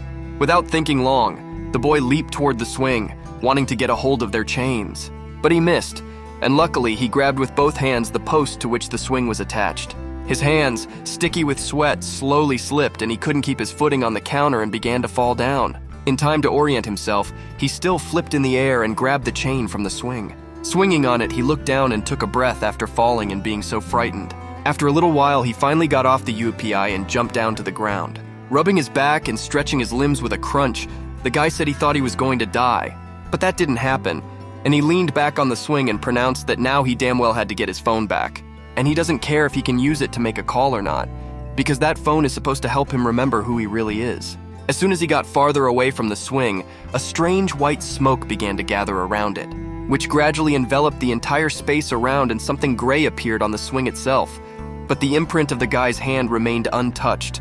The guy ran through the grove right along the trail the kid left behind, still looking for him, even though he was long gone, but the guy still hadn't given up hope that he'd find something. He ran, using all his strength, and even more than that. After all, it was vital for him to get the phone away from his mom right now. At last, he ran again to the very field he had seen last night in his dream. Then he stopped and looked around, drenched in sweat. Hearing some sound in front of him, he immediately turned in that direction. There, right in front of him, a few meters away, was the very boy he was chasing. As if sensing his approach, the Malik stopped and did not continue walking. The guy with a smile began to make his way through the clumps of grass and called out to him, asking how about we stop messing around and give him his phone back. When the boy said nothing, he asked that he was a good boy after all, and he knew that the boy wasn't a bad person himself. When he got close enough to him, he told him that he just needed to give him his phone and that was it. He would get off his back. The boy looked at his hand and syllabically said the word phone in a creepy voice. And then to the guy's surprise and shock, he said he couldn't give it back to him and went on his way. The guy was perplexed and asked what he meant and what he was talking about. The boy repeated in a creepy voice that he couldn't return the phone because he never had it. These words made the guy froze in surprise. He didn't understand why he was saying that despite the fact that he could see him clearly. Looking at it, he asked what he meant since he said he never had it, that he was fidgeting with it. The next moment, he felt someone else's breath behind him. There was definitely someone there. Turning back and raising his head, he saw above him huge pigs that had come from unknown places. And these pigs had countless heads that were heading in his direction. Without saying a word, the guy continued to stare at them. He had already forgotten about the boy and the phone. The pigs crunched loudly and came close to the boy, staring at him intently, as if sensing his fear. As soon as one of them got too close to him, the guy covered his eyes, accepting his fate, but the one just sniffed him. He kept his eyes closed for a while, as if waiting for something. But as nothing happened, he opened them little by little. As soon as he opened his eyes fully, his eyes and mouth opened wide with surprise. There wasn't a soul around him, no boy or pigs. He was completely alone in this field. Pulling up his face, he said in a frantic voice that, judging by everything that was happening to him, he was actually schizo. A while later, he returned to his cabin again and went upstairs, where the doors had nails instead of locks, and then opened each one little by little, freeing himself a passage in and out. He opened the door and tiredly fell in, not even taking off his shoes. The expression on his face could not be described in words. He had completely stopped understanding anything. Suddenly, his gaze fell on a pipe on the floor in shards, with something sticking out of it. Without thinking long, he picked it up off the floor and pulled out a piece of paper that hadn't been there before. Unfolding it, he again noticed a pixelated picture different from the others he already had. Turning it back, he was surprised to find a number there, and this time it was the number 3. The guy laughed at the same moment. The whole thing was just ridiculous. Looking up at the ceiling, he wondered if this was a joke, if it had already gone too far. Suddenly, he yelled loudly, asking who the hell was behind all this, and what son of a bitch decided to play such a joke on him. When he opened the door, he shouted and told the scum to come out, stop making an idiot out of him, and show himself. Suddenly, he fell silent and began to recall past events, a picture slowly forming in his head. He remembered talking to Taehi and noticed the needle marks, which were suspiciously fresh. He also remembered the small envelope the man had placed in Taehi's shirt pocket, and then, looking at him with a crazed look, told Taehi to isolate the guy. Apparently, it now occurred to him that it could all just be because of the drugs. And the worst part is, apparently, they put drugs in the food he ate. After a while, he decided to figure out what these pictures of numbers were, and laid them out in front of him. Looking at them with a thoughtful gaze, he repeated the numbers 593 in the same order time after time. Taking one of the papers, he frowned and thought he didn't know what it was, but it must mean something. Maybe it was some kind of mosaic or something. Or maybe it's an image just under higher magnification. The guy sat there for a while, trying to figure out what it was after all, but not realizing anything, he cursed loudly and left the idea. After a while, he resumed his search, forcing himself not to think about anything. Doesn't make any sense in the end. Anyway, it could all be caused by hallucinations. Looking through the binoculars, he thought that now he just needed to focus on escaping. His binoculars were pointed directly at the boarding house, which he considered to be the center of evil, and it's as close as it can get. After a while, he sat opposite the knife and the pipe and tried to figure out by complex logical calculations what he had better take. Taking a knife was too dangerous and daring. He might meet someone from the household. So taking the pipe, he immediately headed for the exit, taking one last look around the room and closing the doors behind him. And the knife was left lying lonely on the floor right in front of the front door. Hiding behind the trees, the boy quietly made his way closer to the house, trying to cause as little noise as possible. Taking a comfortable position, he took out a binocular and looked at the house from it. As far as he noticed, the upper windows were all closed and the lights were off in them. A man could be seen through the office window wiping his gun with a rag. Watching him lovingly wiping it and checking it out, the guy asked blankly what kind of crazy bastard he was. After all, his ostentatious piety wasn't worth a dime. After he'd had enough and realized what he was doing, he shifted his gaze to the other windows where the lights were on. Almost all the windows just led to empty rooms, but here he came across Yumi's room. Looking at her, he said she was just a fucking kid whose upbringing had been neglected. Still, he wondered what she was doing there, because from the looks of it, it certainly wasn't lessons. The girl sitting at the table was tearing off one by one the legs of the beetle she was holding in her hands. Then she took him by the nose and held him there, watching him twitch with a smile. The guy looked at her shocked, not understanding the reason for such cruelty to the insect. And in the next instant, the girl just took and easily ripped the bug's head off, not paying attention to the fluids that flowed from its body. Unable to look at this stupid and disgusting picture, the boy quickly turned away and covered his eyes. Looking toward the girl's window, he thought to himself that she was definitely nuts. After a little breathing, he picked up the binoculars again and began to look at the girl's room and observe her. The next instant, however, the girl's head turned, and she stared as if directly at him with a maddening smile. The guy couldn't believe his eyes. He couldn't believe that she had noticed him. Yumi sat staring into the darkness outside the window in front of her for a while longer, and then returned to her occupation. Hiding behind the rocks, the guy took a breath and thought it was unlikely, but this little one is really crazy. The next moment, hearing the door open, the guy quickly moved the binoculars in that direction. There, in the light coming from the house, Minu's silhouette could be seen carrying something in his hands. The guy looked at him and said he was just an empty-headed asshole, and he was very curious about where he was going this time. Suddenly, his eyes fell on a sack that was full of meat and sausage. He thought they must be having a barbecue. With an anticipatory smile, he said that it was all clear to him now, and he knew exactly where he was going. Minu was calmly walking down the alley, not even realizing that the guy was out there and had seen him. Jin-Hek himself hid behind the trees and slowly followed Minu, trying not to give himself away or lose sight of him. Looking at him, he thought he was definitely heading towards where that couple was staying. Eventually, they reached a cabin together, and the guy thought that's where guest B was. And apparently she's so gorgeous that the guy's in tears. Minu still didn't notice him and went to the door and opened it, and along with the bag went inside. Watching him slam the door shut, the guy confidently thought he'd just wait for him to get out of there.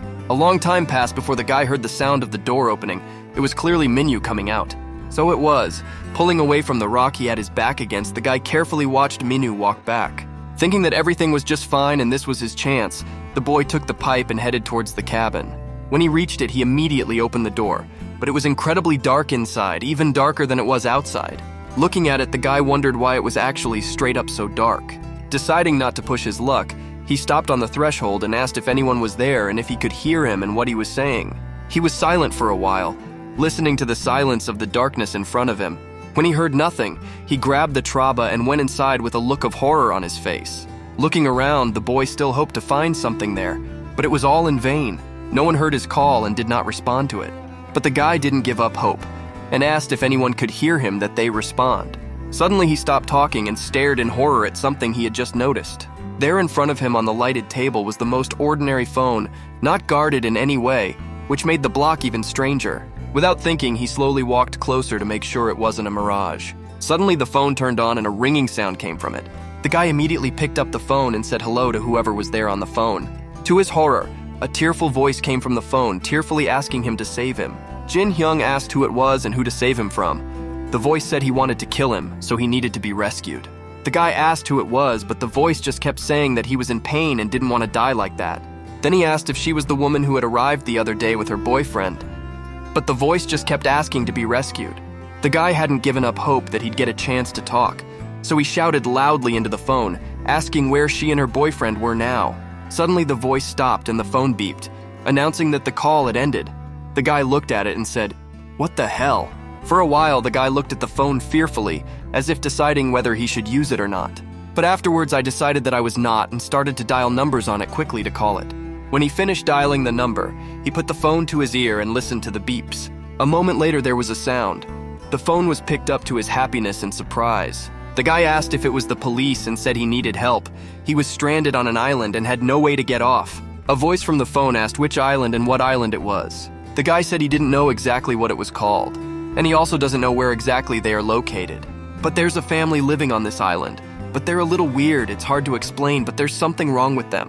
The voice said he didn't quite understand him and asked him to clarify what was going on.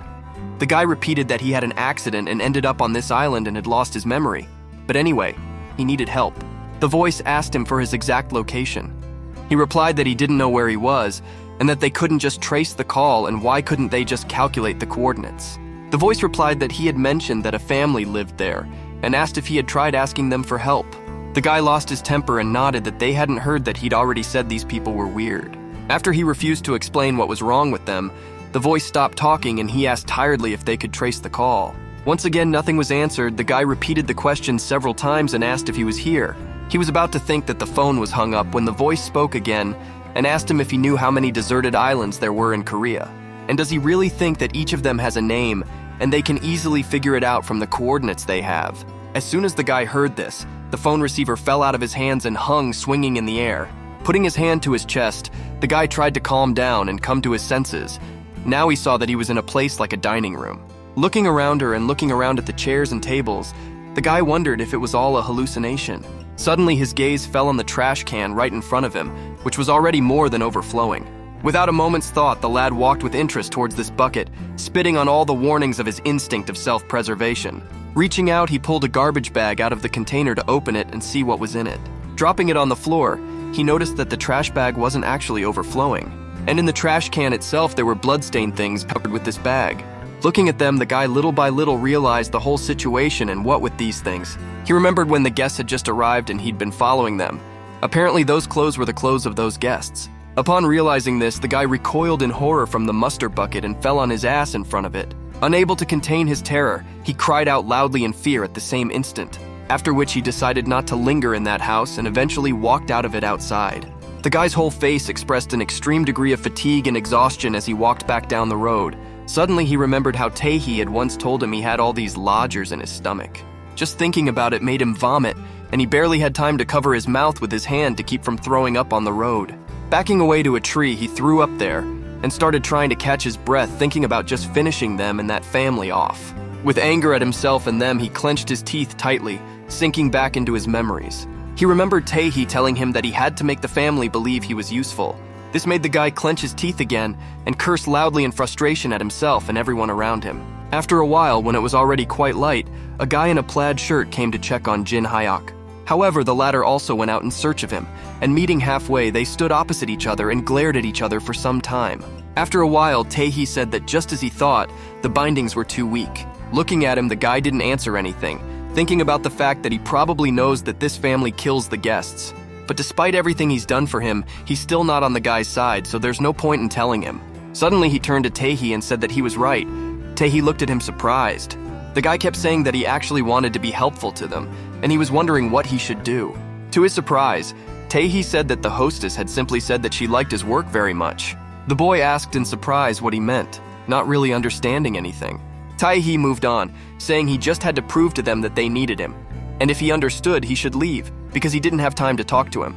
Suddenly, the man stopped him and asked him to give the toolbox to him. Taehi made a surprised sound again and turned in his direction, not sure why he needed the tools. The boy explained that now he wanted to demonstrate his usefulness to the family. Taehi gave him the tools, and a while later the guy was already there fixing the fence outside the house. The family members walked past him in amazement, not understanding what had gotten into him. Looking at a man walking by, he took his mind off his occupation and said hello, asking if he was going to the morning shoot. The man did not respond to his greeting or his question, and only asked who let him out. The guy didn't have anything to say to that and then stood silent for a minute, and then regretfully said that he had behaved too roughly last night. So now, with his head down, he apologizes to the man for all he has done and said. The man was silent for a moment, looking at his shaking hands, and then he smiled and said that he had decided to atone for his mistake with hard work, and his zeal is admirable, but he still doesn't think it's enough. Noticing the perplexed expression on the boy's face, he asked if he had forgotten something important. After a little thought, the guy lowered his head and said that he was the one who took the knife from the kitchen and he would return it to mistress. The man said he had a very sincere heart, and that was exactly what he wanted to hear. The guy muttered with an awkward smile that he had a small request for the man. In response to his request to pray for him, the man asked in surprise if he was a believer. The one replied that he didn't remember anything at all, but listening to the sensations, he thought he was one of them. The man said he would pray for him in that case, and if you think about it, this whole situation is weighing on him, so he thinks they weren't nice enough to him. The guy immediately yelled out that everything was fine, and if he needed anything else in the future, he asked to let him know. The man said of course, and wished him good luck and went on to the place where he was shooting. The guy stared after him for a while, and then went back to his work thinking that at least it was good for now. All he has to do now is calm down so he doesn't annoy that crazy bastard. But one way or another, the bottom should definitely have connections to the outside world, especially since Romy took the boat, which was the only way to get off the island. At that moment, she promised she would definitely come back for him. Well, now he began to ponder what Romy was doing right at this moment. The next moment, there was a loud cry that Romy was an ungrateful girl, from which the boy immediately raised his head. A whole scene was unfolding before his eyes, the man asking his daughter if she had really gone Tua again. And in front of him stood Romy herself with packages in her hands and in expensive clothes. The man, meanwhile, said that he had told her many times that she should not give in to the influence of temptation. If she did not manage it, she would surely go to hell. Watching her walk toward the house, the man told her that they were having a sermon tonight, so she should get ready. The girl said nothing, and only when he turned and walked on, she laughed and called him an old fart. All this time, the boy looked at her with his mouth open in shock, unable to say a word. As she passed him, the girl smiled and waved at him, saying that she was very grateful to him because she had had a very refreshing trip. The guy didn't answer. He was so shocked he didn't even know what to do. He finally realized why then the whole family had laughed so hard at the woman's words about what would happen if Romy didn't come back. Not paying attention to the singing girl, he looked only in front of him, unable to turn around and say anything. Finally coming to his senses, he turned toward the girl and asked her to wait. She turned around and asked what was wrong and what had happened. The guy asked what had happened to her, but the reason she wanted to leave the island was still there.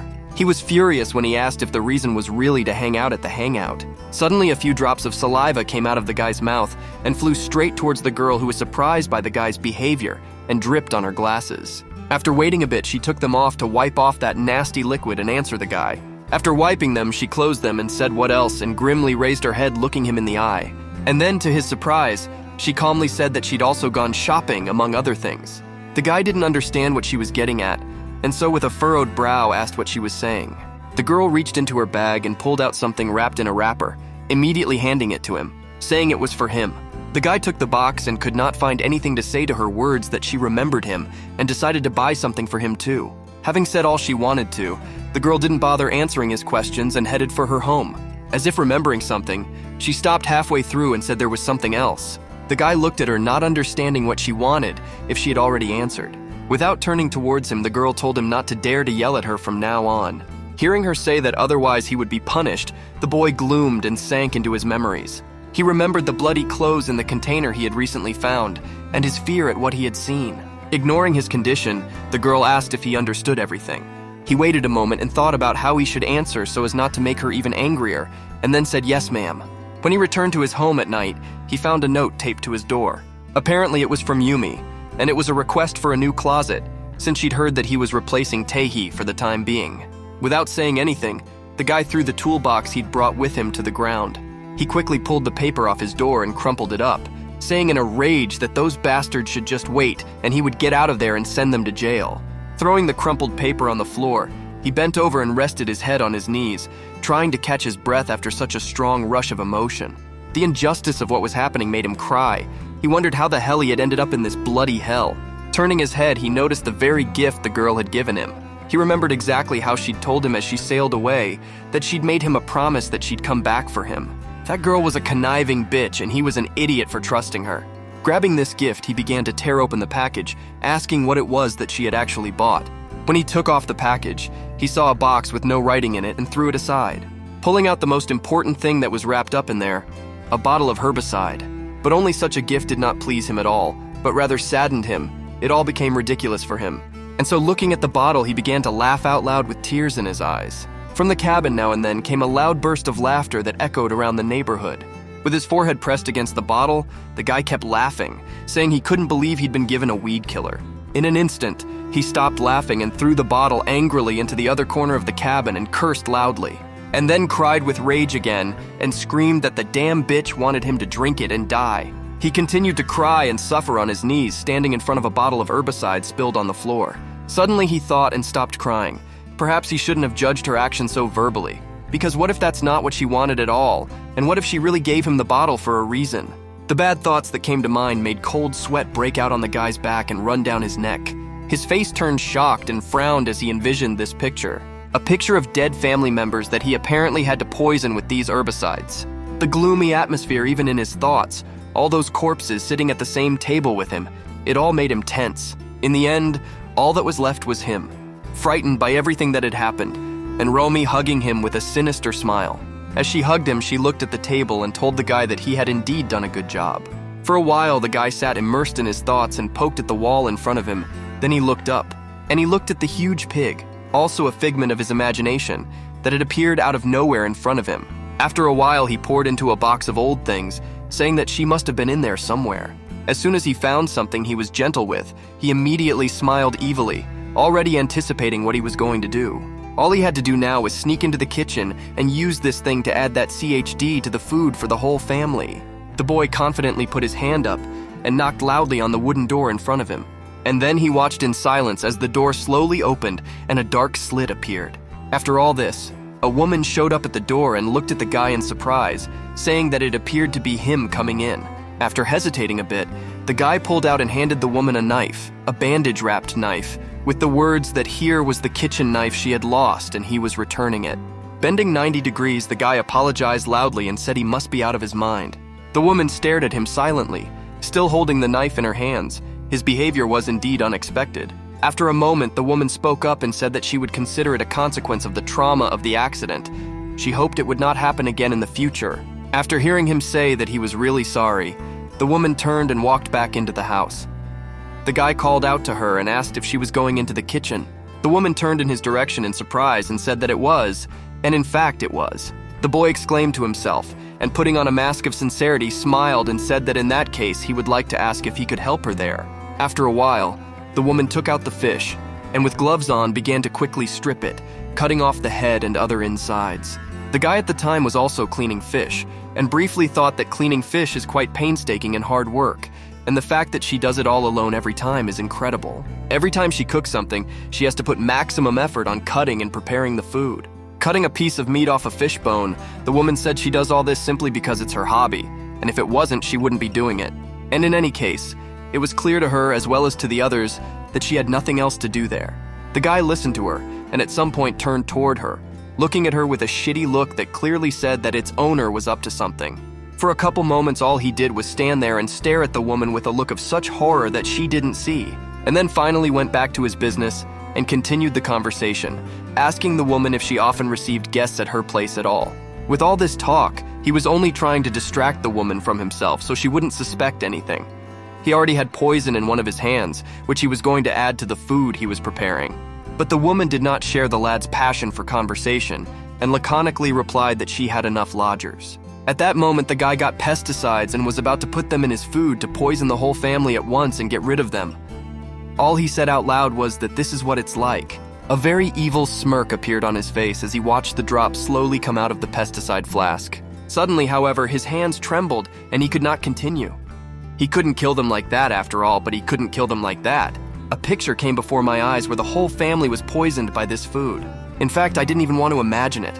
The sight and the picture my imagination was painting was not pleasant.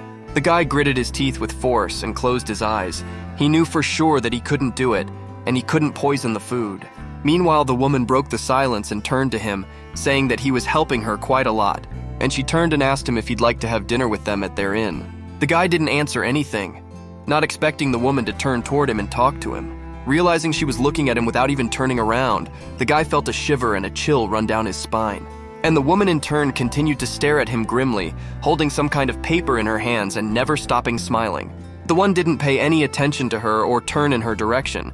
She couldn't see the flask of pesticide behind the huge bowl anyway, so he had nothing to be afraid of. But he was still afraid. After thinking for a few minutes, the guy replied to the woman, apologized and said he just wasn't feeling well, so not this time. And then quickly went outside to the street. The guy's face quickly grew gloomy, and his head was filled with various thoughts. He put his hand to his face and cursed himself, thinking he was just sick. And what was he thinking? He had almost killed them. After a moment, he raised his head and looked up at the sun already setting over the horizon. He continued to stare at it, thinking what the hell, just the island itself was driving him crazy and that was it. After a while, he reached the swing and sat on it, and then he put his head down and poured the pesticides on the ground. He made the right choice, because it didn't matter how spoiled they were. He thought and thinks murder is wrong anyway, even bad people like that. Continuing to look down at his feet, the guy tried to figure out if there was no other way but to kill them once and for all. The guy thought back to Romy and what they had. He had decided long ago that the bitch was just a real devil and she was trying to use him. Even the woman who had offered him dinner with them, they were all the same, but it wasn't immediately apparent. Putting his hand to his face, he looked up and wondered aloud if they were having dinner now, which apparently they really were. The boy went to the house, and hiding on a knoll, watched what was going on there through the binoculars he had taken with him. When he looked through the window of the man's office, where the light was on, he noticed that no one was there. This indicated that he was right after all. The lights were on in the other rooms just the same, but no one was there, and so the boy said it looked like they were all at the dinner table. And then, without wasting time, he rushed toward the house, hoping to get there unnoticed. As he ran up to the house, he carefully crept along the walls, remembering to keep his head down, occasionally glancing at the front door. Finally reaching the spot he wanted, the boy lifted his bare head and looked up with silent confidence. After a while, he figured out how to get upstairs, and he did just that, one-handedly opening the window to the office. Noticing that there was no one in the office, The guy quickly got through the window and went inside without wasting a second, and then quietly jumped down to the floor, not stepping on the nightstand and trying not to make a single sound. The first thing his gaze fell on, and what he noticed, was the cross hanging on the wall that he had seen from the window. Turning his head slightly, he noticed that on the wall, in addition to the cross, there was a shotgun hanging. It really was an incredible combination. He never expected to see the cross and the gun hanging quietly side by side. Deciding not to waste any more precious time, the guy turned around and looked for his phone, thinking that somewhere out there, it must be there. But to his surprise, the phone wasn't there, but he found a laptop standing on a small coffee table. Pern looked at him shocked, not believing his ood and how lucky he was. Without wasting time, he immediately ran to the laptop and opened it, thinking that if there was no Paul on it, he would immediately believe that there was a God after all. Opening the laptop, he immediately noticed that there was no password on it after all, and mentally recited a prayer. Glad that he had gotten in after all, the guy grinned at the laptop and thought only of the fact that now he needed to have the internet there, on top of everything else. When he hovered over the internet icon, he noticed that it was actually there, and excitedly said that God was really cool. But now he needed to understand the main thing, who exactly to contact. After all, he did not remember anything. Suddenly, footsteps from the corridor and the approaching creak of floorboards came to his ears, scaring the hell out of him. For a while, there was only the creak of the floorboards from the approaching man, but then I heard the sound of the lock opening. The master of the office himself appeared in the doorway and walked silently into his office. Still without saying a word, he walked further into the interior of the office, looking straight ahead, and then turned his head the other way, looking at the laptop, which lay just as it had been left. All this time, the boy had been hiding under the bed and glaring grimly at the man, already bleeding cold sweat several times. The man's feet were quite close to the guy, who was trying to figure out why he was there, and wasn't it time for dinner. Looking at the way he was staring at the laptop, the guy thought he must have suspected something, and started mentally telling him to stop staring and just get out of there. As if hearing him, the man turned his head back. The guy was already waxing wolfish, telling him to fuck off again. As suddenly the man smiled a crazy smile, and wondered aloud into the emptiness of the room if the window was open. The man's gaze suddenly moved forward, where he was confronted with the sight of a window open wide open, though he was sure he had closed it precisely. His face immediately twisted into a slight smile, as if he had suddenly realized something. The hiding guy, however, didn't see that smile. The smile gradually grew wider as the man approached the window, asking if the window was open. The guy under the bed stared fearfully in front of him, trying not to make some sort of zinging noise or anything like that. Just as temptedly, he looked at the feet of the man passing him at the window.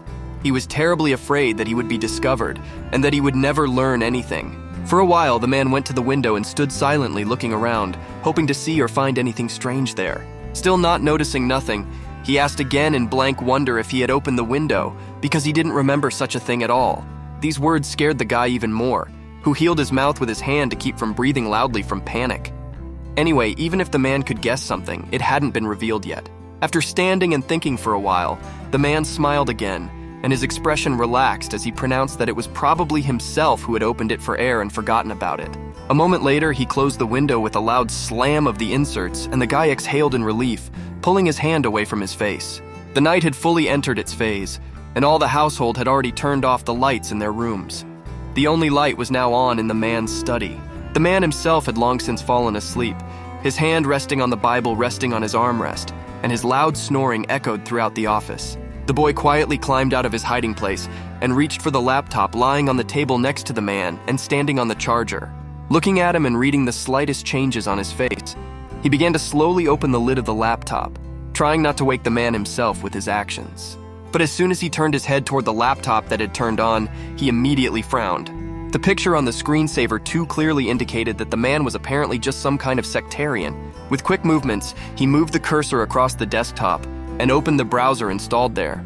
It opened immediately, but met the guy with just a white page, no downloads or bookmarks or anything like that opened there.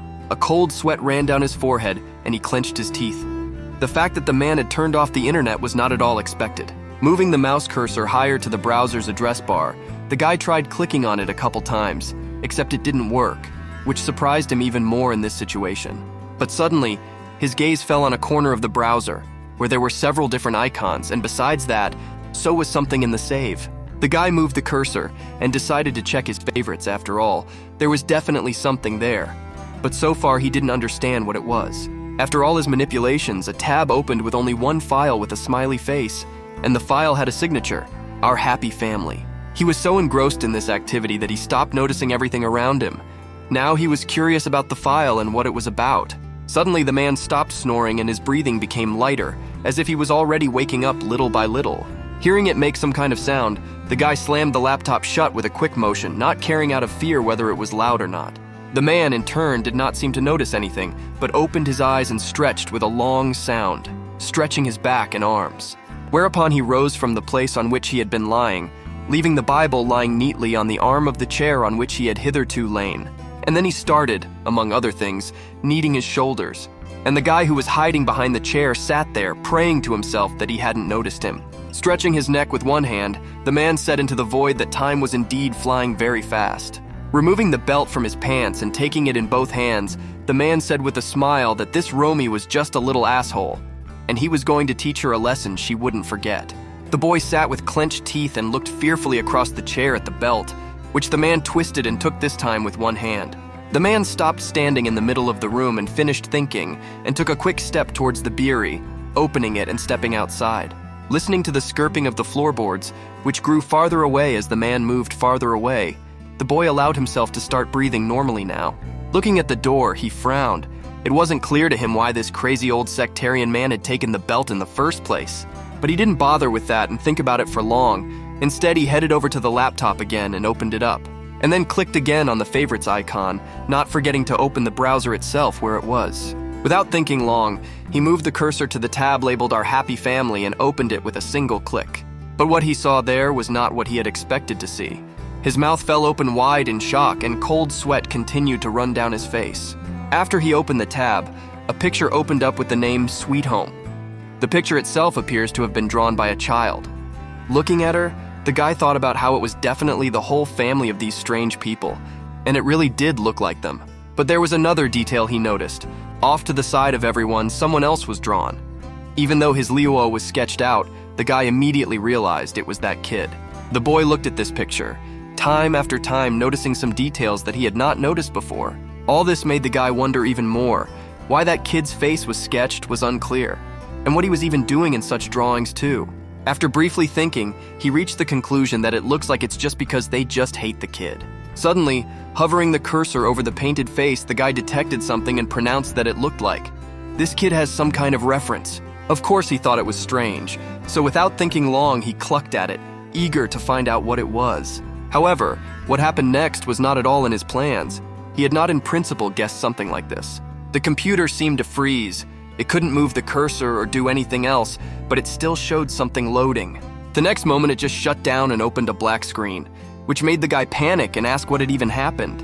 Looking at him, he tried to figure it out, but only one thought came to his mind, that it was because the power was out. Suddenly the laptop pinged with a notification, and a very strange red lettering appeared on the black screen titled, "A Tale of 6 Pigs." It says that the first pig is smart and can kill anyone with just one finger.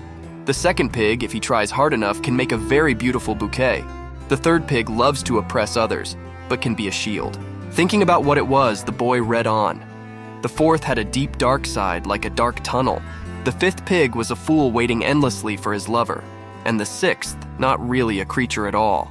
After he read everything, the message healed, and a timer with a countdown from 60 appeared instead. The guy looked at him shocked. This was something he hadn't expected exactly, but some kind of setup like this. The timer, meanwhile, had switched to another number, but he didn't care about the boy and his worries, and now it was showing 59. Gene Heck was wondering what it was, and if it was a countdown, what it was even for and why go right now. His eyebrows furrowed. No matter how much he thought, nothing came to his mind. It was all useless. The timer kept beeping, its volume breaking the silence of the room and showing 52. The guy turned quickly, looking around the room for some paper he needed. A man's Bible came to hand, which he immediately grabbed and flipped through in search of blank pages for notes. To his even greater shock, however, the Bible, like Romy's book, was completely blank. There wasn't a single page of writing. Even though he knew he shouldn't do it to avoid being noticed, he had to write it down. And from this, he quickly pulled out one of the pages of the Bible without feeling any regret about it. Next, he ran to find a pen. Jin Heck was so panicked that the only thing on his mind was that he should put it all down on paper. He even opened the man's sock and underwear drawer in search of a pen, but it wasn't there either. Finally, opening the next drawer, The boy found that there was a pen there, and therefore his joy was unbounded. Grabbing it, the guy rushed headlong back to the laptop. After all, there was no more time to lose. He had little time left. He tried to write as fast as he could to make it before the timer ran out, and he was just sure there was something important hidden in those words. The less time the timer showed, the faster the guy wrote in the hope that he would have time to finish it all. He only had a little bit left. The timer was showing 8, the number he had left. The guy wrote faster and faster. He didn't have time to even think. He had to write this. As soon as the mark and timer reached 0, the laptop immediately shut down, plunging the space around it into pitch darkness. Jinhek exhaled tiredly, looking at the dark screen. He barely had time to finish writing everything so he wouldn't forget. Now, looking at the paper, he was trying to figure out what it all meant, some kind of riddle or something. In the next instant, he tried to turn on the computer by pressing the on and off button. But no matter how much he clicked, the laptop wouldn't turn on, which the guy said out loud and said that maybe he should plug the power cord into a wall socket. He picked up the laptop. Underneath it was taped something that looked like the picture he already had. As soon as he put the laptop aside, this pixelated picture immediately fell onto the table in front of him, catching his attention. The guy looked at her shocked, recognizing the familiar features of the picture. But this time she was different. Though the drawing was also made up of pixels, but it was very different from the past. The guy decided to quickly turn the picture over, wondering what it said and if there was anything there. After he turned it over, he placed it on the table, looking at what appeared to be the number 2 written on it. Before the sun had even risen, the lad returned to his cabin, and he hoped he had gone unnoticed. And the guy himself set to his work with gloves on, hammering nails into the wooden frame of the cabinet. The next instant he missed the cap of the nail and struck right through his fingers with which he held the nail, from which, taking his hand, he let out a loud whine of pain, annoyed at everything and everyone. Calling Yumi a bloody little shit, he decided to deal with it later and take a break from everything for now. He lay on the wooden floor for a while with his arms spread apart, thinking about everything that had happened to him today. A lot of things had happened, and after a while he reached into his pocket and pulled out a piece of paper with a drawing and a number on it. Sitting down on the floor, he looked at her, saying out loud that he felt like someone was watching him, making him look like a complete idiot. He didn't understand who had left him those cards in the first place. He didn't understand who had left him the cards in the first place. And what's the point of the first pig, second pig, and so on, in addition, which means he can kill anyone with one finger? Suddenly it all came to him, his face contorted in shock at all that he himself had realized. He couldn't believe it. In his opinion, it just couldn't be. Deciding that he didn't need more rest, the guy went back to work, still thinking about what was going on. All of these were very fitting descriptions of family members, if good at it, or could make a very pretty bouquet. Finishing what he started, the guy walked outside from his treehouse. Frowning, he turned around and frowned once more, as he looked around the room before finally walking out and slamming the door shut. As he walked down the stairs, he thought about the fact that now he understood how and what was available to him. The meaning of this tale was as clear as the bright sun on a hot, sultry day. The smart pig that can kill a man with just his fingers is the same pastor and head of the household. This pig is deep, like a dark tunnel that can't be fully normally inspected. A pipe filled to the top with darkness, so much so that nothing else is there. Descending the stairs, he headed for the swing that hung right next to his cabin.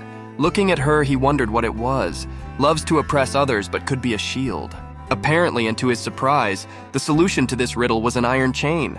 As soon as he approached the swing, he was immediately shocked to notice that there was something sticking out of one of its links that looked like a piece of paper. Without wasting any time, he immediately went over and took out this piece of paper from there, even though what could actually be a trap. He opened and unfolded the paper. He opened the paper and unfolded it again, a different pixel pattern from the previous two. Turning the paper over, he noticed the number 6 on the back. Only this time the number was underlined with a line. While he was looking at the paper in shock, someone behind him said his congratulations with a smile in his voice. The boy immediately turned in that direction and was surprised to find the boy he had seen in the picture with his face sketched out. After looking at him and making sure he wasn't saying anything else, the guy asked who he even was. The kid didn't answer his question and only said grimly that it looked like he was definitely ready now. The one being addressed asked in surprise what he meant and what he was prepared for. The boy pointed his finger at his pocket and said that he should just take a look at what was in his left pocket. The guy immediately reached into it with his hand, trying to see what was in there. But to his surprise, he fumbled and found a cell phone in it, which he immediately pulled out. The boy, meanwhile, looking at his reaction, grimly said that all this time his phone had been in his own pocket, and the guy was just pretending that he didn't know where his phone was, and that he'd actually lost it. The guy stared at the phone in his hands in shock, still not believing his eyes and how things really turned out. Next to the locked phone, he held the very piece of paper where everything he read on the laptop was written down. The first riddle sounded like the first pig is smart and can kill anyone with one finger. He also remembered the picture that was taped to the bottom of the notebook and fell neatly in front of him. The picture he found then, when he flipped it over, turned out to have the number 2 on it. So, remembering this, he decided to write exactly the number 2 in the password first.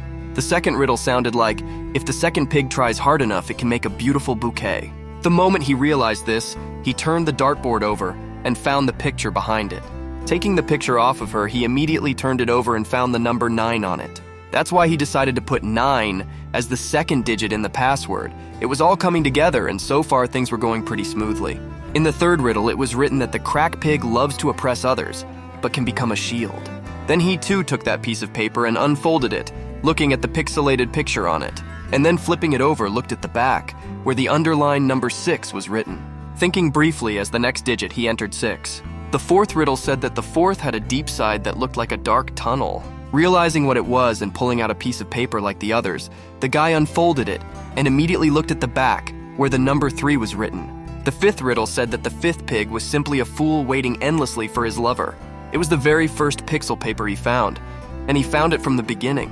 And when I turned the back of the paper over, I saw the number 5. Without thinking long, he entered Wifter 5 as the penultimate digit of his password. There was one last number left and one last riddle that said that the 6th didn't really exist. That's what had the guy stumped.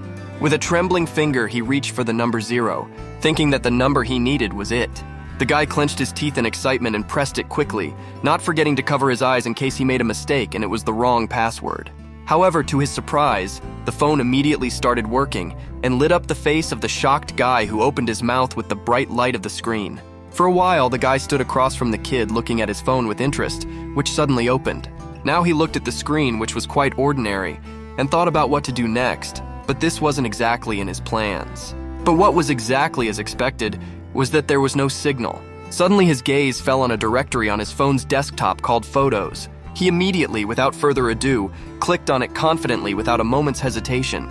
A wicked smile immediately appeared on the face of the boy who was watching him, but he still didn't say anything. Meanwhile, the guy opened the photos and saw albums that were all signed in some way.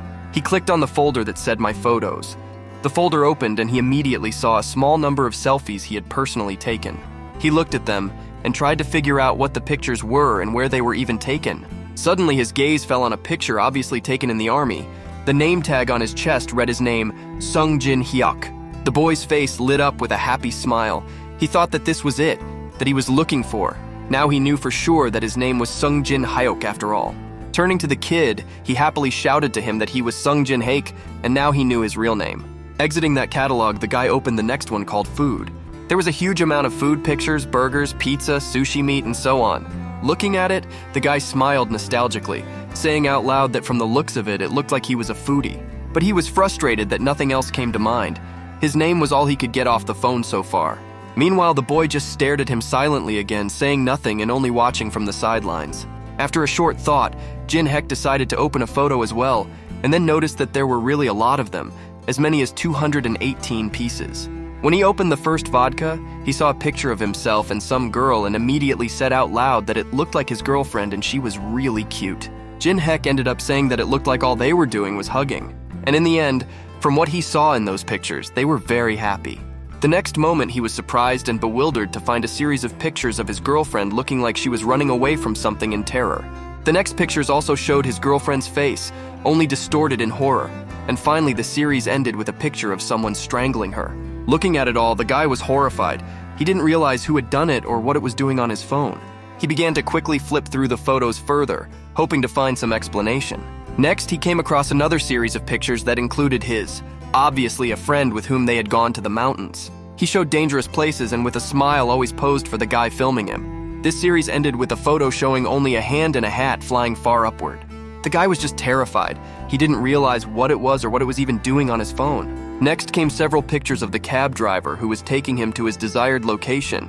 This time, judging by the photograph, he decided to use a hammer to kill, which in the next instant beat the cab driver to death, paying no attention to the blood around him. He then began to quickly flip through the photos further, hoping to find some explanation. But nothing came up. No matter how much he leafed and searched, which made him scream in panic at what it was and what the fuck it was. The next moment he came across the next series of photos, where the first was a photo of a bound man, who slowly came to his senses sitting back in his chair and staring at the camera in amazement, and then began to twist fearfully in his chair until he was rolling over in it. And finally, with a loud rumble, he fell to the floor on it without ever getting rid of the restraints. The next picture was his own picture of him with crazy eyes putting one finger to his mouth, holding the saw with his other hand. The guy immediately let the phone out of his hands in horror, unable to look beyond the photo. The phone fell to the ground and the screen cover banged against it with force. The guy fell to his knees and started breathing loudly, trying to catch his breath and stop his panic attack from overtaking him again. The kid, meanwhile, came up to him and raised his voice, asking him if he found it funny. The guy jumped up from the ground and angrily grabbed his clothes, asking what kind of stupid joke this was. The next moment he asked him to wait and said with a smile that he had been drugged by this family. Saying it was the fucking drugs, he started laughing madly like he was really going crazy. The boy didn't like it at all, and in a grim voice firmly told him to pull himself together. After the man turned his attention back to him, he asked how long he was going to put up with this family bullying him, and then reminded him that he actually wanted and wants to escape from this place and this island. With a crazed expression on his face, he continued speaking without waiting for answers and told him to show these amateurs in that case who the real king was. After his words, the exact same crazy smile blossomed on Jin Hyuk's face, except it looked even creepier than the boy's smile. The kid called out to him by name, calling him Seo Jin Hekem, and urged him to show them who really is the boss on this island. Jin Hek immediately grabbed him by the scruff of his neck, soundly annoyed at the mocking expression on his face. However, in the next moment, a crazy smile appeared on his face, saying that he agreed.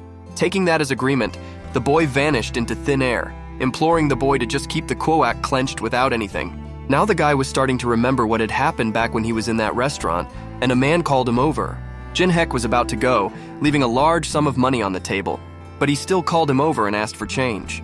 The guy decided not to look back at the man, and only replied that he should keep it. The man approached the boy, folded his hands on his chest, examined him, and said that he looked familiar and suspicious. After getting an even better look at him, he came even closer, grinning at the guy, and then with a loud shout he said that he was absolutely right. The boy turned toward the notice hanging on the wall, which had his picture and special features.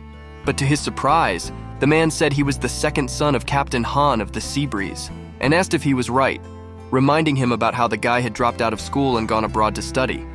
The guy, in turn, only laconically replied that he was not. In response, the man scratched his head awkwardly and asked if it wasn't really him.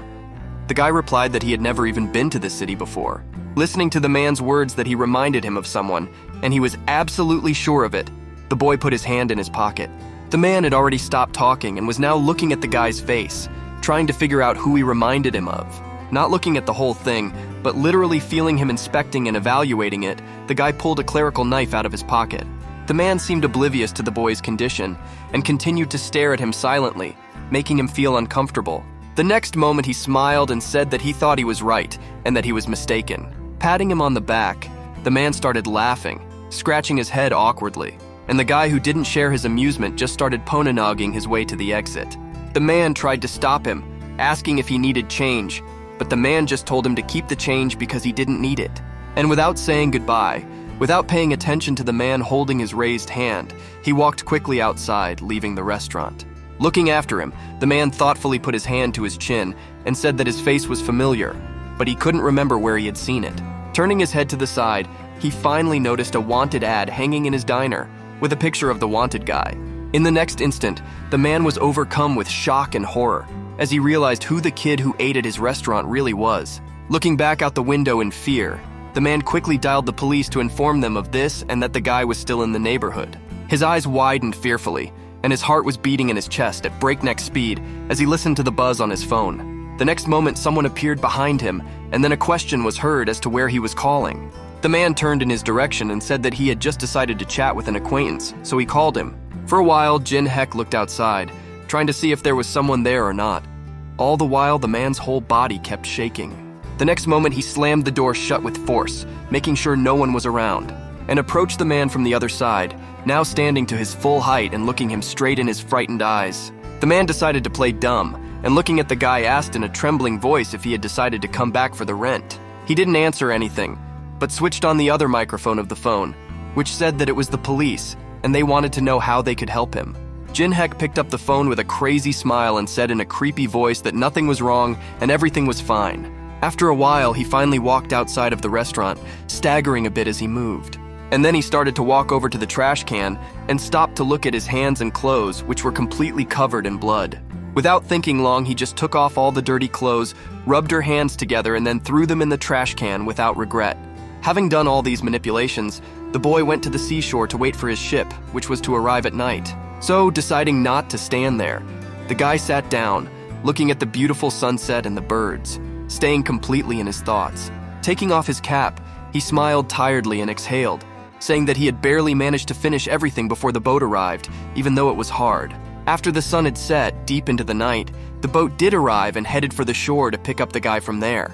Having done so, the crew turned around and they sailed the designated route inland. He found himself sitting in a cabin with other people like him. He didn't like it, but there was no other way out and he could only tolerate the company. In addition to the strange people, he noticed that there was a terrible odor, so much so that it was almost impossible to breathe. Suddenly, some strange noises came from above, impossible to make out, but they were too loud. The guy looked up and frowned in surprise, wondering what the hell it was and why it was so noisy. Up there, the ship was heading straight for a huge pillar of water, and the whole crew was making so much noise that they didn't stand a chance against something like that. Jin Hyuk walked along the land toward the sea, remembering what a man had told him about there being a lot of uninhabited islands in Korea. Reaching the sea, he spread his hands apart, thinking about the fact that no one knows about these islands. Only the odd family that runs the small inn knows about them, and that's a good thing, because the man who has entered their lives is a serial killer. Standing in front of the calm sea and spreading his arms, the guy thought and talked about how no one would ever know he was exactly there. His shoulders shook with a sudden fit of hysterical laughter that rolled right over him in a wave of some kind. Covering his mouth with both hands, the guy tried to hold back the hysterical laughter bursting out of him along with the tears. Quickly stopping his attack, the guy took his hand away from his face and smiled madly with the words that no one but them knew he was there. Behind him, a man with a shotgun in his hand suddenly appeared quietly approaching, saying that he seemed to be in a good mood. Not immediately realizing who it was and how he should behave, the guy continued to smile madly looking at the sea. However, as soon as it reached him whose voice it was, the guy immediately removed that expression from his face and turned to his back. The first thing that caught his eye was the gun in the man's hands, his finger already resting on the trigger. Looking at it, the guy guessed what was up and asked if he had come to shoot psychos this early. The man raised his rifle higher and answered yes, then looking up into the air pronounced that they would be there soon. In response to his words, the guy decided to joke and asked with a smile, as it is said, "Who rises early to the one who gives a bullet in the forehead?" The one who was asked only looked at him grimly without saying a word in reply, glaring at him with a dead stare. Awkwardly scratching his head, the guy realized he'd said the wrong thing and asked if it wasn't funny, because it is funny to him. After a while, the man shot at a flock of birds, immediately hitting one that wasn't fast and agile enough. Under the gazes of the boy and the man, the corpse of the bird immediately flew from the sky into the sea with a stone, falling there and causing a small splash. He looked at the man and said that he thought it was unlikely that the sounds of gunfire would reach the mainland, because then the police would be there. He also thinks that this island must be pretty far off the coast. After listening to him, the man raised his rifle up again, but still nothing to his words and did not respond, continuing to aim at the birds. In the next instant, the boy smiled wickedly, and looking at his feet said that he even liked it. The man looked at him in surprise, not understanding why he had said that out of the blue. Then he asked if he really liked it that much. The guy immediately smiled lightly, and in response also asked that didn't he say that there were a lot of uninhabited islands in Korea. He also said that there is always practically no one on them, and no one pays attention to them. That's why he likes it all so much. He thought there was no such thing as an island, but there it is. The man once again silently looked at him with a suspicious look. This behavior of a guy who used to be afraid of them was really strange. But putting all thoughts aside, the man again began to aim in the direction of the birds, while the boy covered his eyes with his hands from the sunlight and watched him. This time he hit one of the birds again, and the bird began to tumble stone first into the sea. Reloading the gun, the man said that he understood everything. The boy asked with interest what exactly he had understood. The one replied easily without turning in his direction that they all wanted to run away somewhere sometimes. After loading the ammo in the shotgun, he went on to talk about how sometimes they do it spontaneously, without warning. He turned toward the boy and handed him a loaded gun, surprising him greatly. Noticing that he was a little miffed and surprised, the man asked grimly if he wanted to shoot. It would give him a distraction after all. For a while, they stood like that opposite each other, and the boy felt as if the man knew everything about him, and that's why he wanted to catch him by handing him the gun so easily. After a bit of thought, the guy still took the gun from the man's hands, and the man easily released it without any attempt to harm him. After waiting for a while, he decided to stall for time and began to look at the shotgun he had been given to shoot at the seagulls. He was still puzzled about what was going on there, and he didn't understand why there was such a change. As if just remembering the guy trying to kill him, the man smiled slightly and asked him not to try to pull that thing again. It was as if the guy himself had just remembered what happened last time, so he quickly checked for ammunition in the muzzle. When everything turned out to be in order and the ammo was indeed there, he exhaled lightly with relief. Without a moment's thought, the man turned again to the birds above and pointed his finger at them, telling them to aim just there. Having selected one of the birds, he said to aim there, and that this bird was just the right one to shoot at.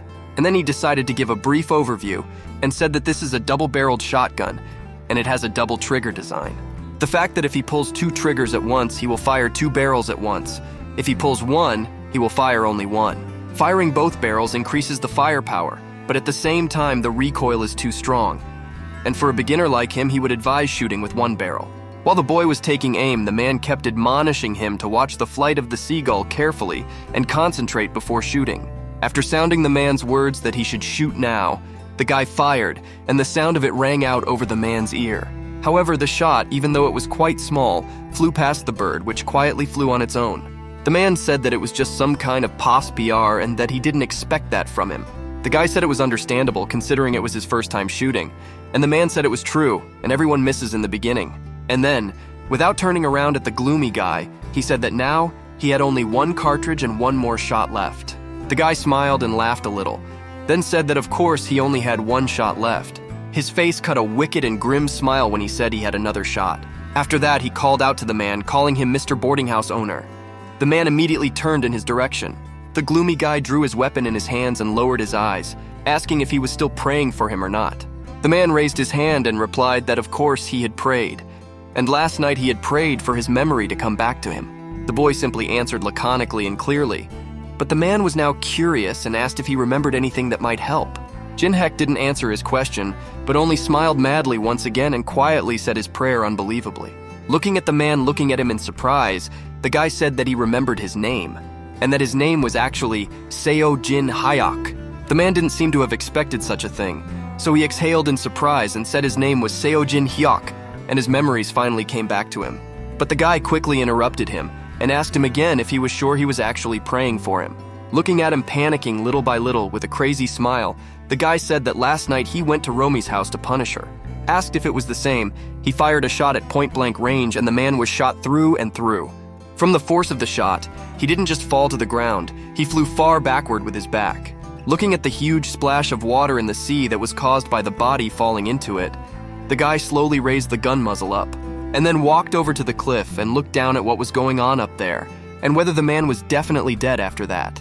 With a cluck, he cursed harshly and said that this is what really happens when you easily shove a weapon into the hands of an enemy. Looking at the drowning corpse of a man with glazed eyes, the guy said that it was because of this and his stupidity. The guy himself became even a little bored. After the shot rang out, the guy reloaded the gun. He used 2 bullets at once on the man, which was wasteful, but he was surely dead. Empty used shell casings fell to the ground, and the guy looked into the muzzle of the gun, frowning. There was no more ammunition in it, rendering the gun completely unusable. Now it was no longer of any use. Looking down, the guy thought that maybe he should have taken the ammunition from him first, and then killed him. But now it was done, and none of that mattered. Without a moment's thought, the lad inspected the weapon again, and then tossed it down into the sea without regret as well. A wicked grin began to appear on his face, and then he said in a grim voice that killing with guns was no fun at all anyway.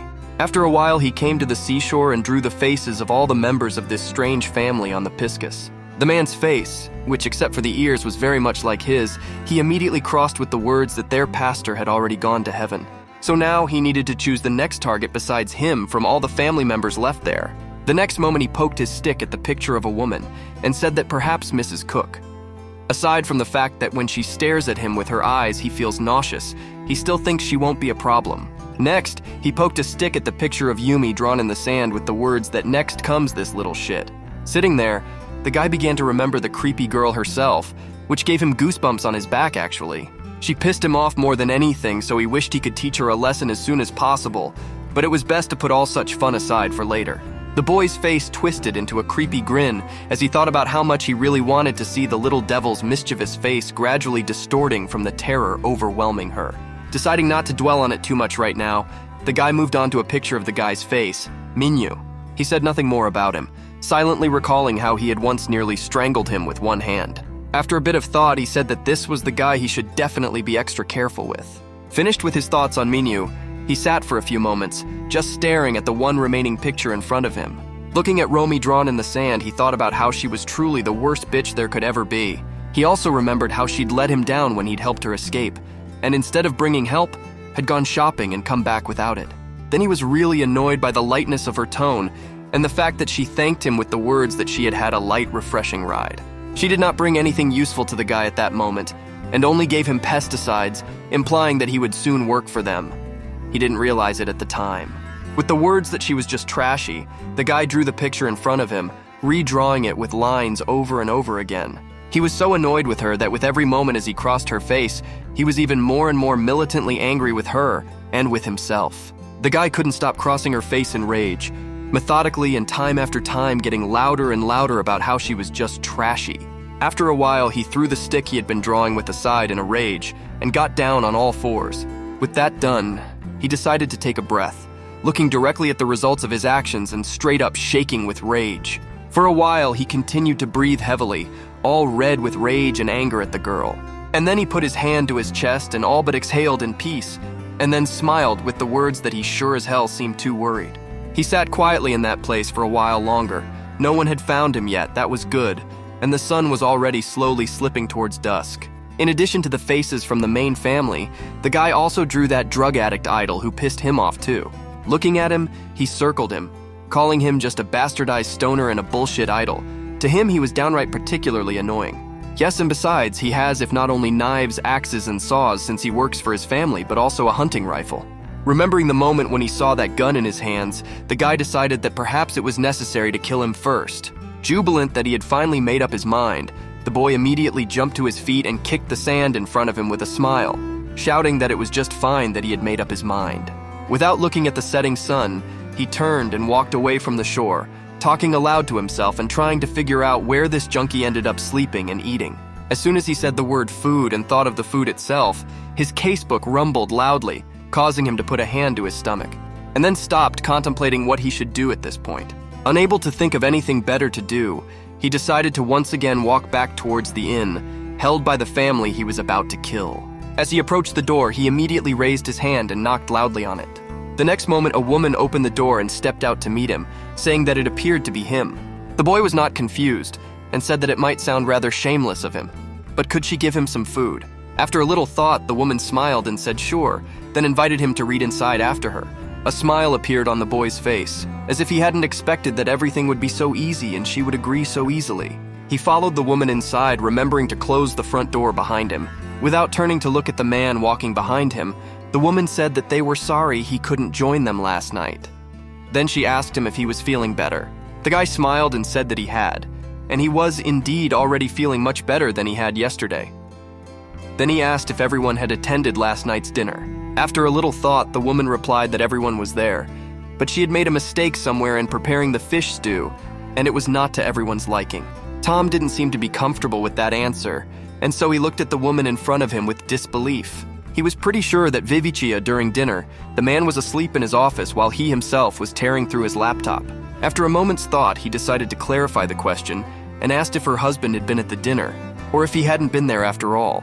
Hearing the answer made him freeze in place. The woman again replied easily and succinctly, of course. Now he knew for sure she was lying, and that fact pissed him off.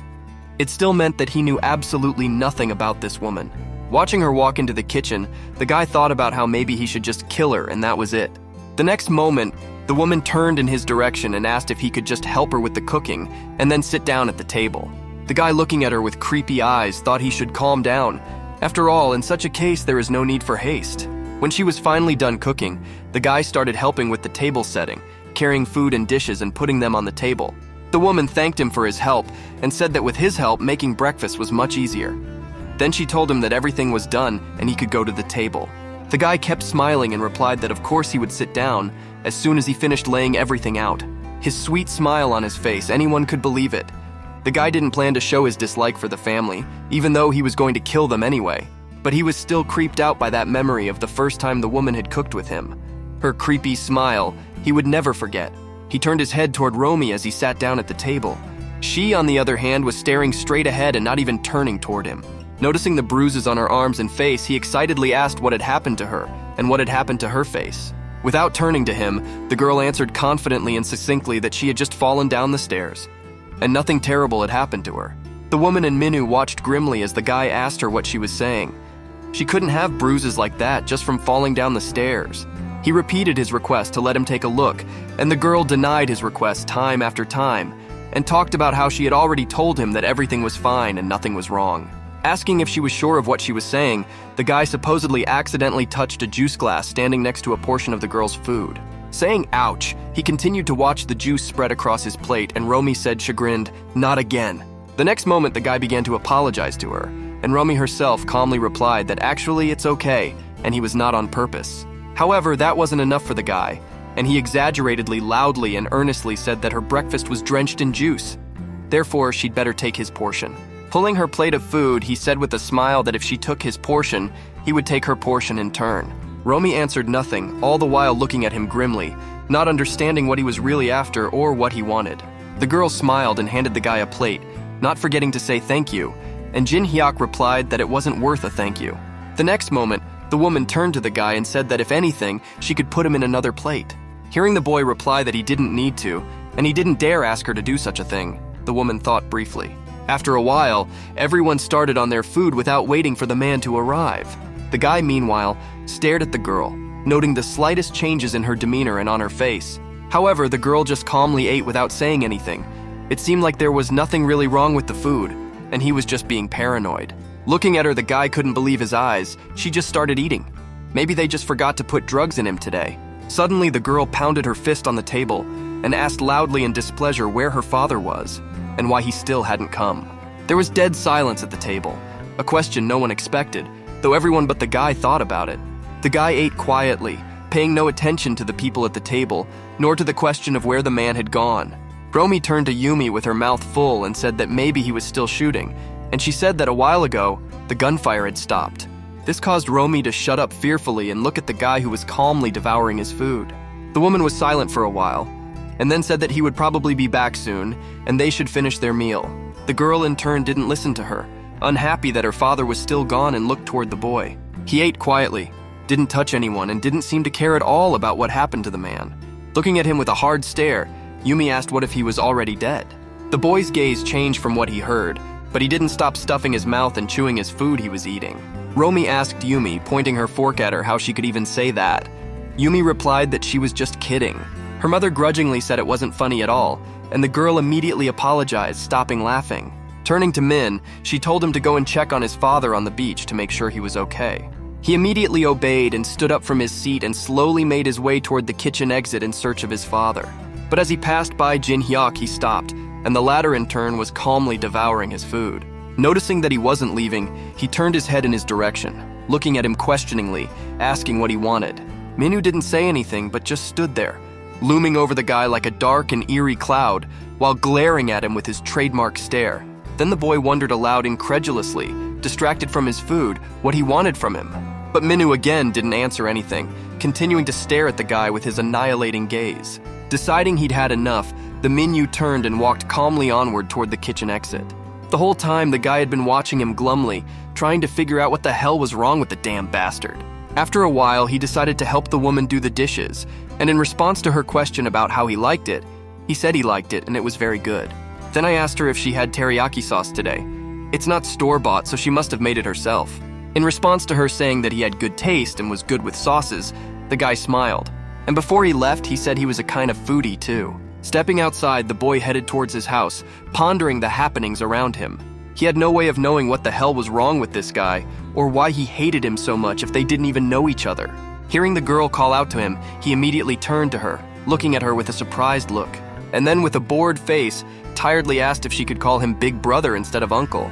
The girl mockingly asked if he really didn't have any shame, and without waiting for an answer, asked what was up with her request. The guy said he was almost done already and asked if she wanted to go to the treehouse with him and watch. The girl silently looked away with a look as if she was frightened or unsure of something. Then she turned around and walked forward, saying that she might come back later. Jin-hyun asked incredulously if she was going somewhere. Yumi stopped and said confidently that she was going to catch pigs now. The guy smiled, asking if she was going to stab one. Turning to him, the girl smiled wickedly and asked if he wanted to see it. Then she said it was a little mesco. The guy didn't say anything back, but his whole look said that he didn't mind going along with her at all and watching, despite all the warnings. After a while, they finally came to the barn where they kept the pigs, and from the looks of it, it looked nothing like a stable. Jin-hyuk thought for a moment, looking at the girl opening the barn. He wondered what she could do and what she was really like. The girl caught his attention and pointed to the side, asking him to grab a bolt gun.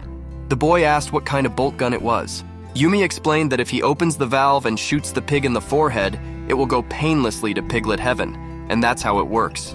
The guy looked at the gun in his hand with a smile and said he'd seen similar things in a movie.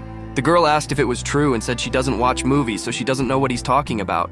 Jin-hyuk explained that they use something like that to kill people there. But Yumi clearly didn't like what he said. Smiling slightly but not removing the frown from her face, she said, sounding interested. And then she opened the doors and with a wide smile asked for libations to introduce their piggies to him. The smile that was on the guy's face was gone, and he stared at himself in shock. And then he staggered backward, terrified, asking what it was. Yumi, meanwhile, was staring at him questioningly, not sure what was wrong. Stopping smiling, she turned to him and asked him what was wrong, and if anything was wrong. The guy suddenly screamed loudly and hysterically, not stopping to look at the pigs standing in the stable. And then he turned and ran away with a loud cry under the surprised look of the girl, who did not immediately realize what had happened. But as soon as she realized it, she shouted to the guy who couldn't hear her, asking where he was going and why he'd taken that thing with him. And what's so scary about pigs anyway? But the guy still didn't hear her. His heart was pounding frantically in his ears and his head was only wanting to hide. When he got to his treehouse, he immediately jumped in and went on his back, quickly running up the steps. Lying on his back, he pointed the gun toward the door, as if he really believed that the pigs would run after him and he would have to fight them off. Noticing that there was no one there, the guy still didn't believe that no one was chasing him, and therefore breathing heavily didn't put the gun away. Only after a while did it start to let him go, and he realized it was all just in his head. His trembling hands began to slip down little by little as the guy came to his senses. He stopped breathing so heavily. The gun eventually fell to the ground. The guy did let it out of his hands once it got to him. Putting his hand to his head, he frantically asked what had just happened. Then he said he couldn't stay drugged that long. Behind his worries and thoughts, the guy didn't even notice Minu, who was standing at the side looking at him and suddenly made himself aware of his father missing. Jin-hyuk turned around fearfully at him, not expecting that there was someone there besides him. Minu didn't pay attention to his condition and stepped away from the wall and said that he couldn't find him no matter how hard he looked. Jin-hyuk didn't pay attention to his words and asked what he was doing there. He said nothing and began to walk toward the boy, who was holding a gleaming sickle in his hand. Moving closer, Minu hovered over the frightened boy, talking about what he smelled.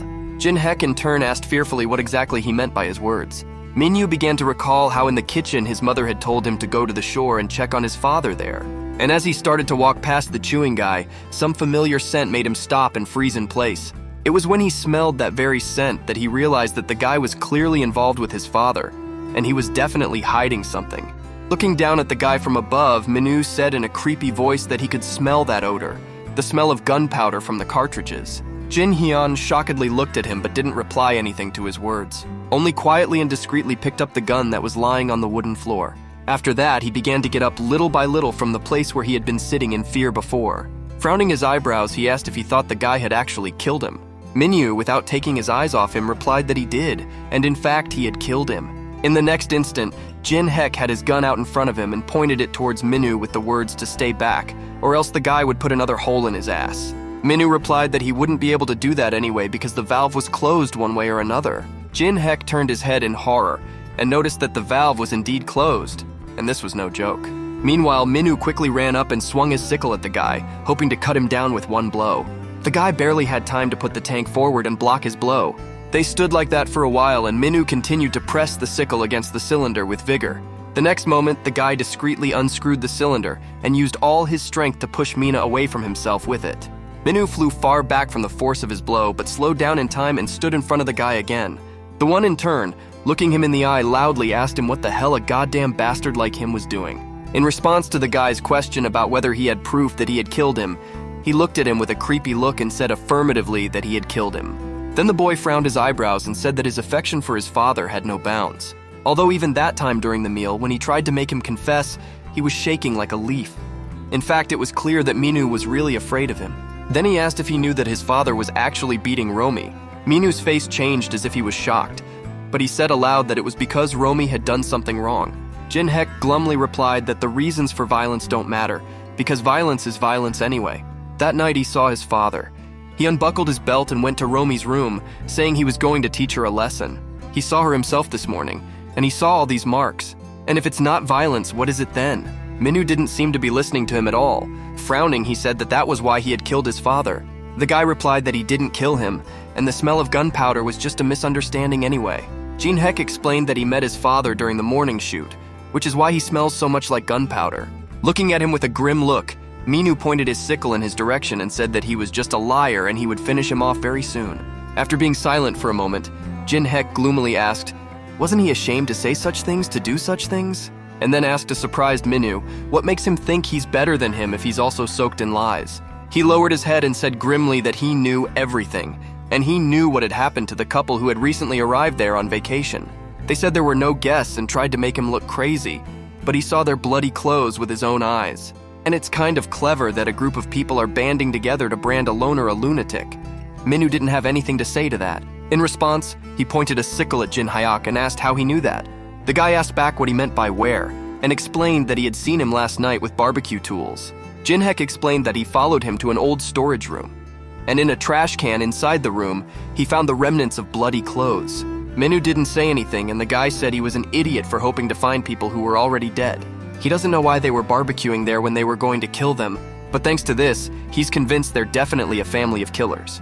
He told Min, who was already in shock, that he didn't kill his father. He meant who in their right mind would mess with a family of murderers. And since he can't leave the island, but like Taehi, he really wants to satay whoever will be of use to them, and just survive, because he doesn't want to be killed and eaten by them. Minu looked him in the eye and said they don't eat people. Jin Hyan replied that if so, it was very good, and Minu was silent for a while, and then said he seemed to believe in himself for calling them murderers right in his eyes. The guy calmly replied that these guys weren't trying hard to hide it either. Finally, the guy lowered his sickle and just as calmly answered, well. The guy frowned, thanking him for believing him and not saying he was wrong again.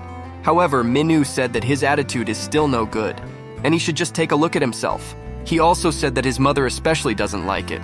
She just hates rude people. The guy thought about what that meant for her too. He thought that this lady was an exception, but it looks like he was wrong. Out loud, he told Min to wait, and he immediately turned to go there. Seeing Minu slowly leaving his cabin, the boy said he wanted to help him find his father. Looking at him in response, he said okay, and let him join in catching his father. Following Mina up the stairs, Jin Hyuk decided to ask how he even chooses his victims. What about Taehi? Then he thinks that since Madame is his fan, she just let him live. But still, Minu killed the couple as soon as they arrived. But then why didn't he kill him? Minu stopped and replied that actually in their house, he was not the one making the decisions. And that's exactly why he cooked that barbecue. He didn't know they were going to die that day. Without turning in his direction, Minu uttered that he would finish him off if he did anything suspicious. Suddenly, the Minu walking in front of the guy stopped before reaching the end of the stairs. The guy behind him stopped with him and called his name, drawing attention to himself. In response to his catch that it was all weird, the guy asked in response what exactly was weird. Minu said he believed with all his heart that they were eating and killing people. Jin-Hek replied that it was, but Minu himself refuted it and said it wasn't true. Minu turned around at the same moment and looked at him grimly, asking why he was eating with them then if he believed it. If you think of it that way, he'd always eaten his food with both cheeks and didn't really care about it. Jin Hyuk looked back at him fearfully, not knowing what to say or how to respond to such a request, but the truth was still on Minu's side. In the next instant, the guy's face took on first a sinister and then a maddened look, and he said that he, like a fucking bastard, was smarter than he thought, and then began to walk toward him little by little, holding his gun at the ready. Pointing the gun at Minu's stomach, he said that he missed it, and all the sensations. And ignoring his shocked look, which said he hadn't expected this, he opened the valve. A sound similar to hissing was heard, which spread throughout the area. After a while, Minu's corpse with a punctured abdomen was lying face down at the foot of the stairs, and a pool of blood was dripping from it. The boy looked down at him, remembering the times when he was actually afraid of him and thought he was dangerous. He was holding a bloody gun, which he used to stab Minu in the stomach before killing him. To his surprise, he dealt with the most troublesome people with great ease. After a while, he brought his corpse to the sea, and from there he threw it down with a stone tied to his feet. The corpse fell right next to the corpse of his father, who was also tied to a stone with his feet. Looking down at the sea, Jin Hek proclaimed that he had finally moved both of them to the bottom, and it was quite problematic. Without a moment's thought, he tossed Minu's sickle into the sea as well, thus getting rid of all evidence.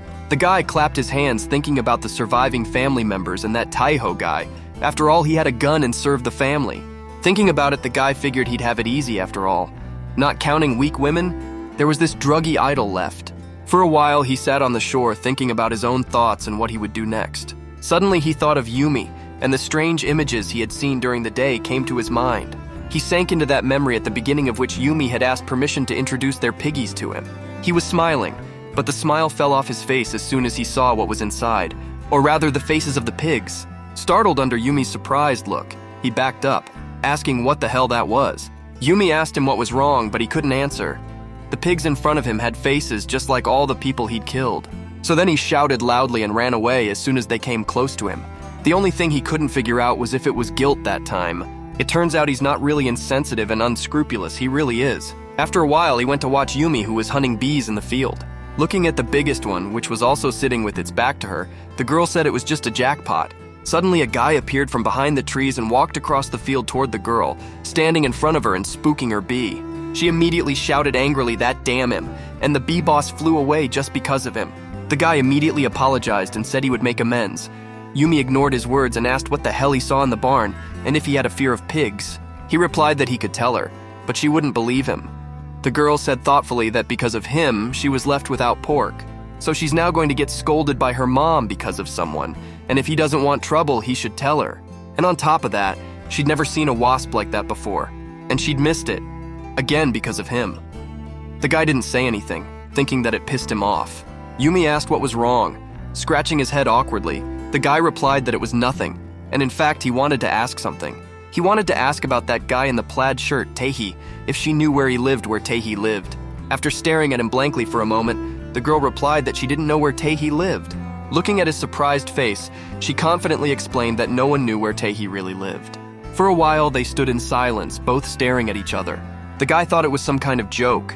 It was impossible that nobody knew where he lived. Somebody did. Then he asked why they don't know. He works for them, and it's logical that they should know. The girl replied that she did and that she really didn't know. The guy asked her if she still didn't know anything despite that. Ta replied that she didn't know much about Taehi's Ajusi, and in any case, no one knew how long he'd been there. The guy frowned and asked what that even meant and what she was talking about.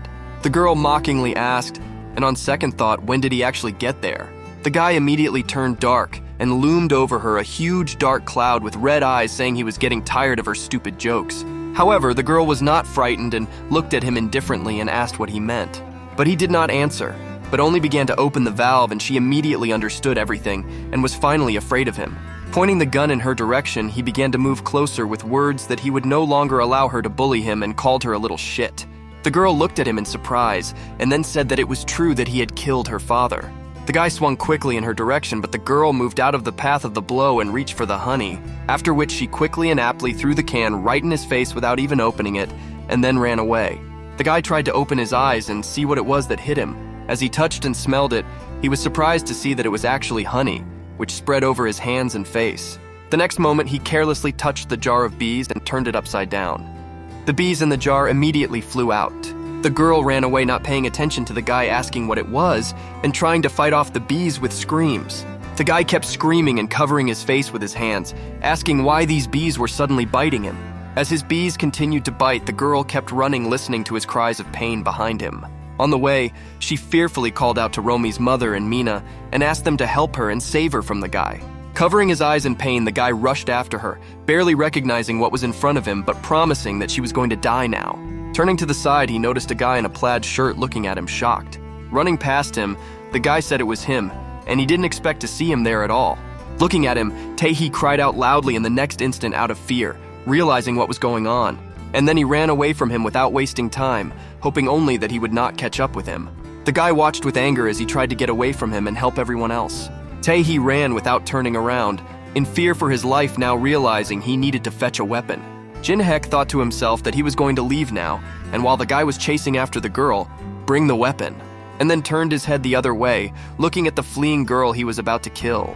He thought to himself that she would come to her family and bring him to the same place where he would have a hard time dealing with three at once. He muttered quietly, after all, in addition to them there would be Tae-hee, who would definitely come to their aid and bring a gun. Without thinking long, he decided to rearrange his route, and with eyes burning red, he rushed after Tae-hee. Jin-hek ran after Tae-hee, but the latter was much faster than him, so he had to throw away his weapon to be able to speed up. The boy ran after him like he'd never run before, ignoring the sunlight blinding his eyes and the annoying sting. So they reached the hill, which Tae-hee began to climb with unprecedented speed, and it was understandable as it seemed to lead to his home. A little while later, the guy got in there too, out of breath and struggling to get his feet on the ground. Looking around, he noticed he'd lost sight of the guy in the plaid shirt, taking too long to climb up. As he continued to look around in panic, his gaze suddenly fell on a cabin standing off to the side. It seemed to be Tae-hee's cabin where he lived. Even though it was obvious, the guy still couldn't tell if this was the right place for him or not. But just in case, I decided to sneak up quietly and check out the cabin. With that done, he quietly opened the door, peeking inside, but not immediately going in there, checking it out first. Checking that no one was there, the guy went in immediately, finding himself in a small room with a table, chair, and bed. The guy who was looking at all this had no words to express his amazement at the situation around him. Apparently, this druggie really did live there, except where he was now was the question. Suddenly, the guy's gaze fell on the wall above the bed. There was a gun rack, but the gun itself was not there, and where it had gone was unclear. Looking at it, the guy's only whole eye widened in surprise. Either the guy in the shirt had already taken it or it was somewhere else. As soon as he realized this, he immediately crouched down on the floor so as not to get shot. With one eye looking up at the window, the boy thought that he must have taken the gun. He should have been more careful now. While the guy was busy watching the window, the basement that was in the floor next to him began to slowly open up. Eventually, the cellar opened and began to sway in different directions with a creaking sound, drawing attention to itself. But the guy paid no attention to him, following only the window. Realizing that he wouldn't see him, Tae-hee came out of there with his gun drawn, and with eyes burning red, he approached the guy at the window. The one at the very last moment noticed him and the gun, which disappeared from its place, and which right now was being swung around to hit him in the head and knock him out. The guy didn't even have time to realize how and what, but a blow had already landed on his head and sent him roughly into the realm of dreams. Meanwhile, in Korea, the subways were already empty. There were no crowds of people always rushing somewhere and the noise of the rails.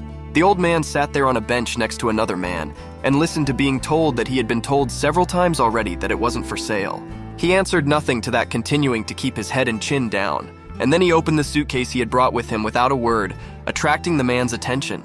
The box itself was filled to the top with money, and there may have been several million. The man clammed up, and without hesitation he gave his consent despite what he had said before. In the end, the man smilingly sat with a suitcase full of money without even looking at the old man, who turned in his direction and smiled just as madly, as if he himself had more to gain from this deal than the man. Meanwhile, on the island, the guy finally opened his eyes after sleeping in the place for a long time. He looked around, and in front of his eyes was a rack of saws and discs for an electric saw, and in the corner of the room stood a knife and a sledgehammer, which were just as clearly intended for something. The guy himself was kneeling in front of a broken washing machine, and both his hands were chained to the ceiling. Suddenly, a girl standing in front of him called out to him, asking if he was awake, and then held out the plate with an indifferent expression on his face, asking if he was hungry, and if so, let him eat this. The guy ignored her words and wondered if she would just finish him off already so he wouldn't suffer, and then said she really better kill her while she had the chance, or he would kill them all.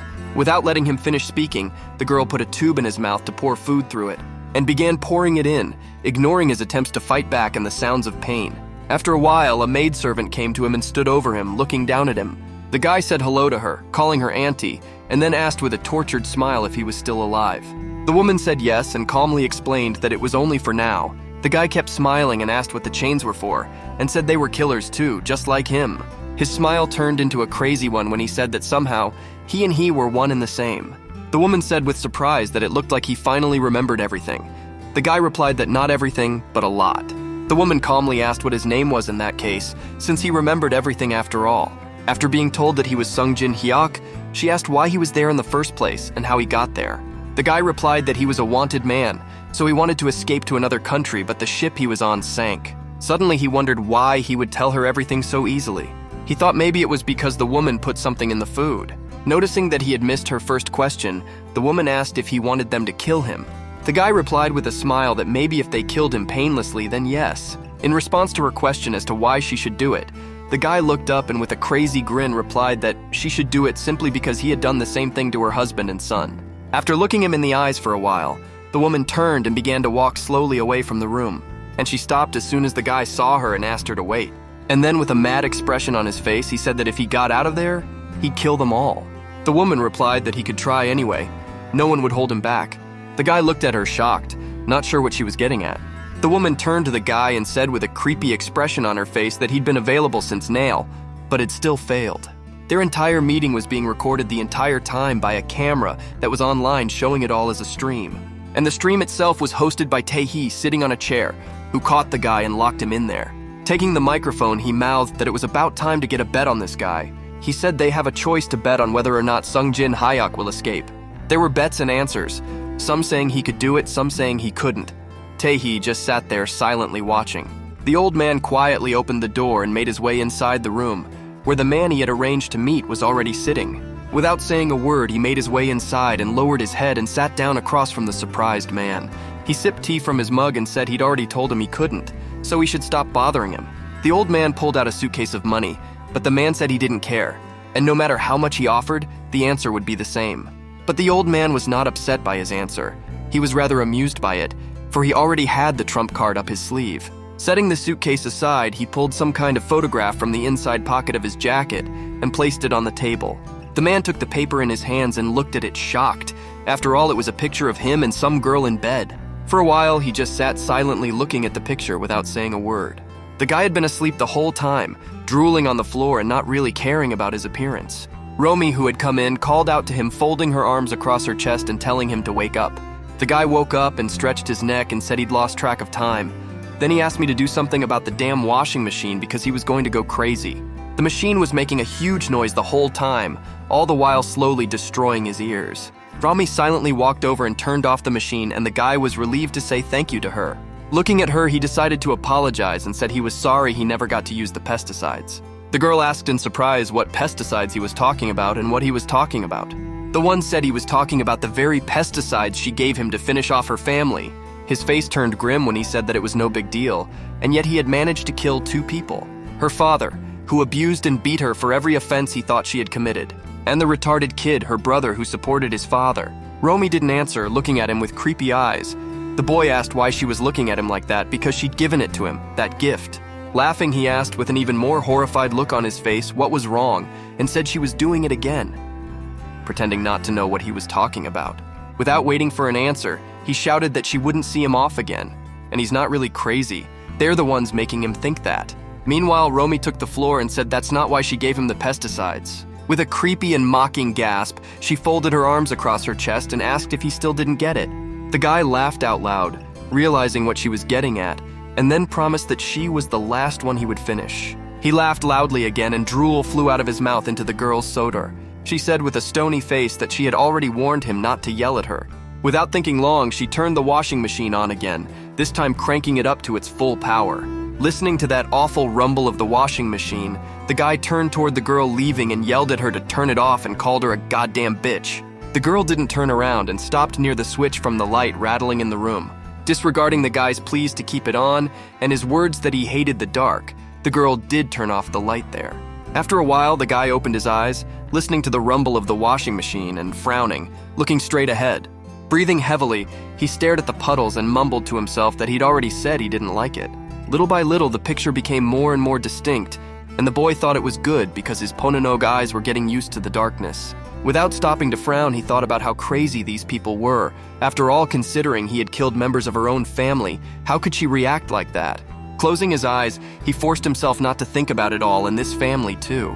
Opening his eyes again, he thought and decided that he should just finish them all off, and then this would all be over. The next instant, however, he was horrified to notice a great number of large pigs all around him. With fear and terror, he immediately screamed loudly. Everything he saw now seemed very real to him. He started swinging the chains, trying to get away from the pigs and hide from them somewhere far away. Grabbing the chains tighter, he yanked his arms and legs with loud shouts, trying not to step on the ground and yelling at them to get away. In the end, the stick on which the chains were held simply could not withstand the pressure and began to fall off little by little. Then she collapsed with the guy down onto the ground, causing a huge pillar of dust there. Out of this pillar of dust first appeared someone's hand holding onto one of the boards. And then the guy himself showed up and tried to pull his leg out from under the rubble and wouldn't stop yelling that none of this was really true. Tae-hee, who was watching him, stared at the screen in surprise, asking what else wasn't true and what he was talking about. Meanwhile, a voice came from the speakers asking him how those boards broke so easily, and if he was the one who had interfered after all. The voice also said that if he interfered in such a moment, it also counted as cheating, and everything became clear at once. Then I asked him what he was sending with the boards. Tae-hee replied that he doesn't do anything like that anymore. Tae-hee replied that he was no longer doing such things. Looking at the guy trying to rip the chain off the board using his arms and legs, he mouthed that it was wrong every time. At that moment, Jin-hek looked around for something to help him, and his gaze came across a saw. However, since the saw itself stood quite far away, it was quite difficult for the guy to reach it. But when he succeeded and took it in his hands, he immediately exclaimed with joy, and began quickly sawing the chain into 2 pieces, thus freeing himself from the board. In the end, with heavy effort, he managed to saw the chains into 2 pieces, which immediately fell to the floor. And the guy quickly ran over to the light switch, reaching out to it, and then turning it on and turning off the washing machine. When he was done with all that, the guy kept holding the saw in his hands and saying that they were all damn pigs, but thanks to them he was able to get out. And afterward, he said that it looked like he was making too much noise, but that the building was kind of far away from the house, so it was no big deal. He looked around and said that he'd spent a lot of effort sawing the chain, so he hoped there was something to chew on. Suddenly his gaze fell on the jars of canned fruit standing on the shelf in front of him. On one of the cans was attached a small camera following the guy Blah Edma discernible. The guy looked that way shocked and really couldn't believe his eyes or his luck. There were voices coming from the speakers again, some saying that now he was finally going to die. Someone else said that his whining was unbearable, and that he should be shut up. But Tae-hee paid no attention to them, looking straight into the screen monitor with a shocked look. The guy's face had changed and was now sinister and creepy as he stared directly into the camera attached to one of the jars. Looking at this, Tae-hee took the microphone and confidently said into it that the betting was about to begin. There was some noise in the speakers, as if everyone there was cheering at what they had heard. Meanwhile, Tae-hee said with a smile, asking if Songjin Hyuk would find out about their existence or still remain in the dark. However, despite all the bets made in his favor, the guy reached for a can of canned food and just took one. And after looking at her with hungry eyes, he said loudly and happily that he would just eat one. From the speakers came the happy voices of those who bet against the guy, and the sad voices of those who bet for the guy. The guy didn't and couldn't hear them calling him just a common idiot, and so just continued as before, eating with his hands straight from the can. Tae-hee's eyes widened in shock as he looked at the guy reflected on the monitor. After a while, the guy finally ate everything and freed himself from the chain thingies restraining him, and now he was rummaging through old things looking for something to help him with his plan. Eventually, after digging around well enough, he found a hammer inside, which he immediately took out and brought to the light. After waving it around a bit in space, the guy noticed that its handle was fine and the weight was thankfully fine too. Deciding that this would do the trick, he stopped his search when suddenly the streetcar next to him began to work. The guy immediately darkened and stopped looking at her out of the corner of his eye, as if he was really afraid there might be something there. When he heard some knocking from inside the car, the guy turned his head in that direction as if deciding whether to approach or not. After standing like that for a while, he finally raised his voice and said that he'd actually turned it off. So what the hell was going on? Coming at last to the closed lid and overcoming his fear, the boy immediately opened it, swinging a hammer. However, to his surprise and bewilderment, there was nothing there. Just a toy piglet that looked something like a bee.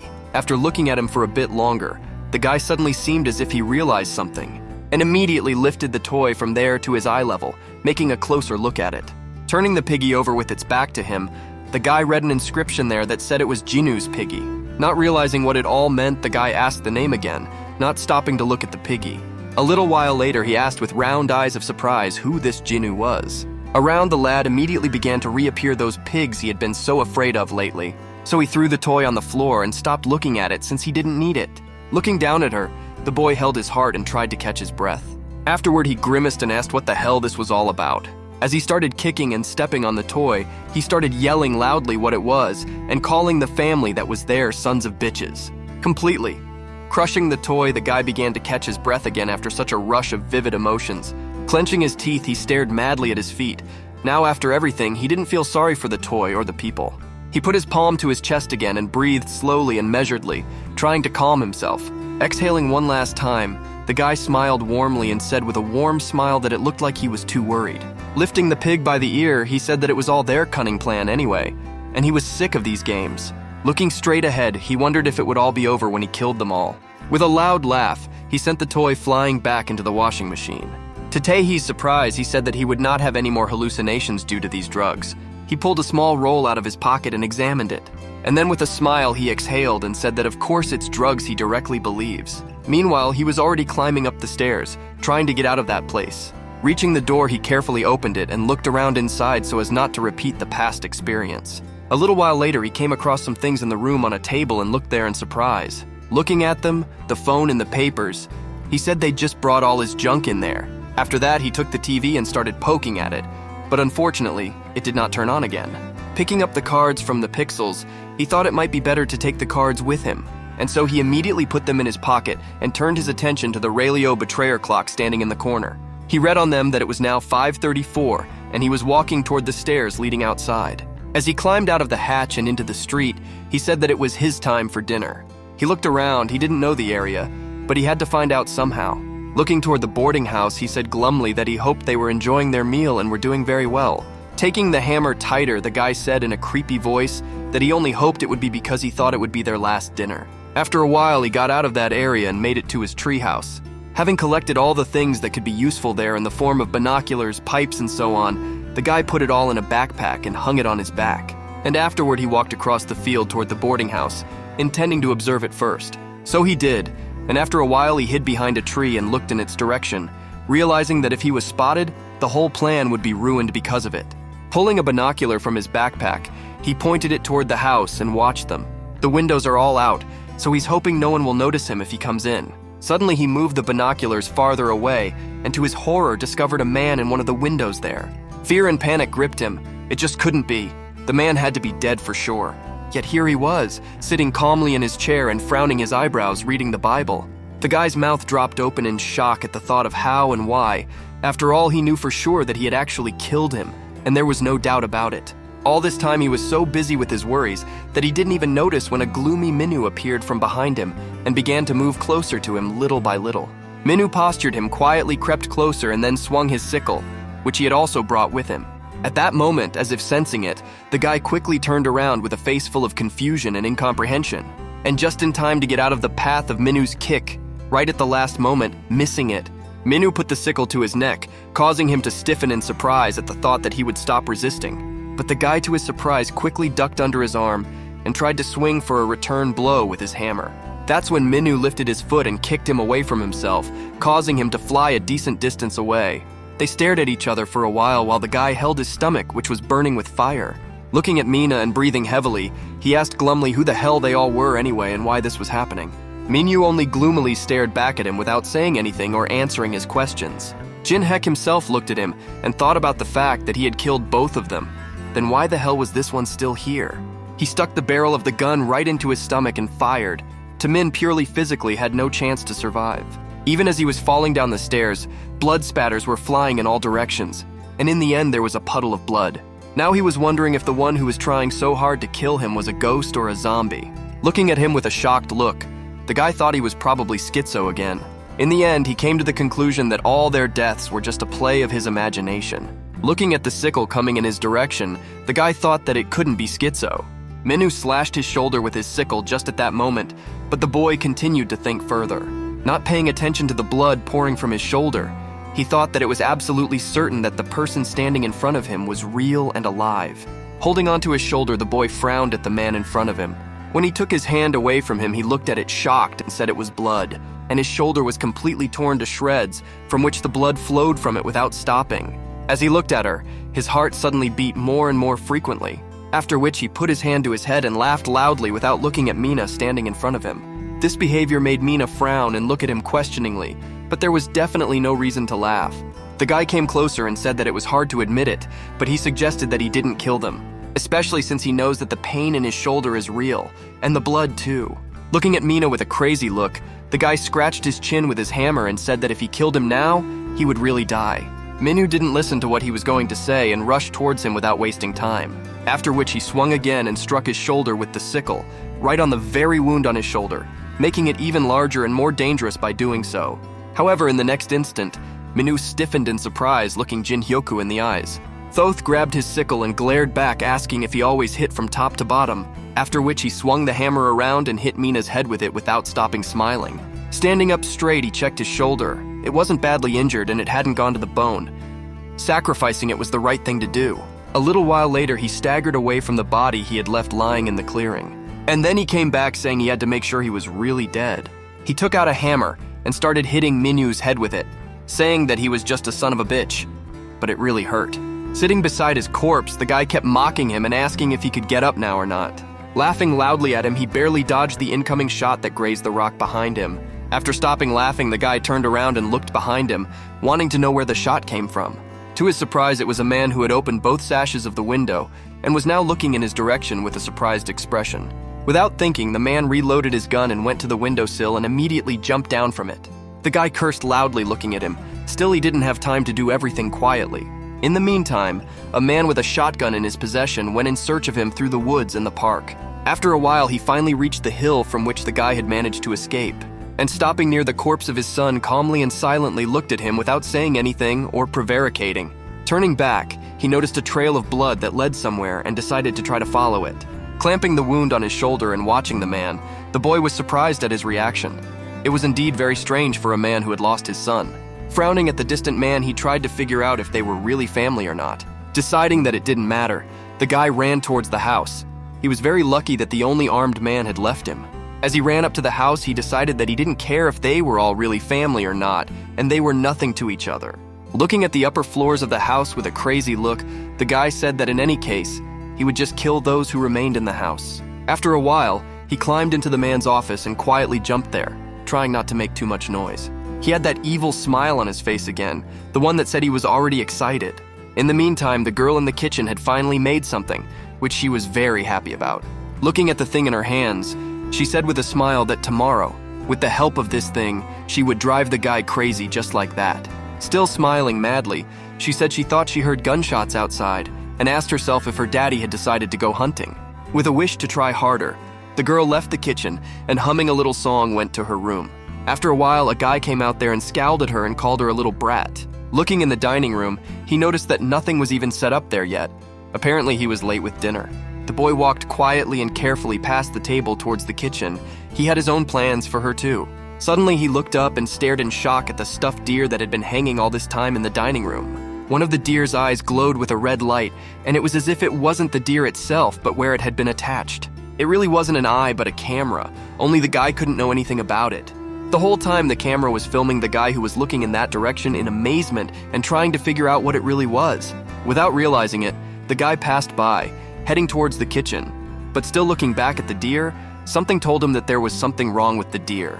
The guy finally reached the kitchen and quietly opened the door there, looking around with a grim expression.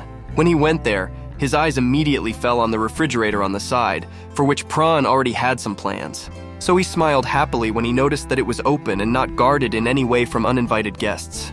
When he opened it, he grinned madly and looked at what was in there that could be used as a pesticide container. Deciding that it would be best to add it to the meat, he began pouring it in, saying that this was the steak for tonight's dinner, and if he didn't add the secret ingredient, it wouldn't taste good.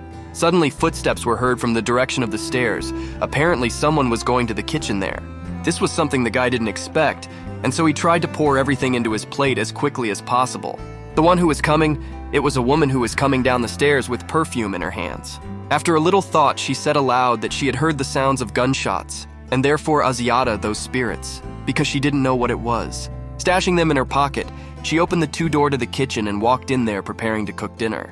Without thinking long, the woman immediately headed for the refrigerator and walked over to it and silently opened it and looked inside. While she was doing all this, she didn't notice the dark shadow standing near the refrigerator. As soon as she slammed the refrigerator door shut, a crazy smile appeared on the guy's face.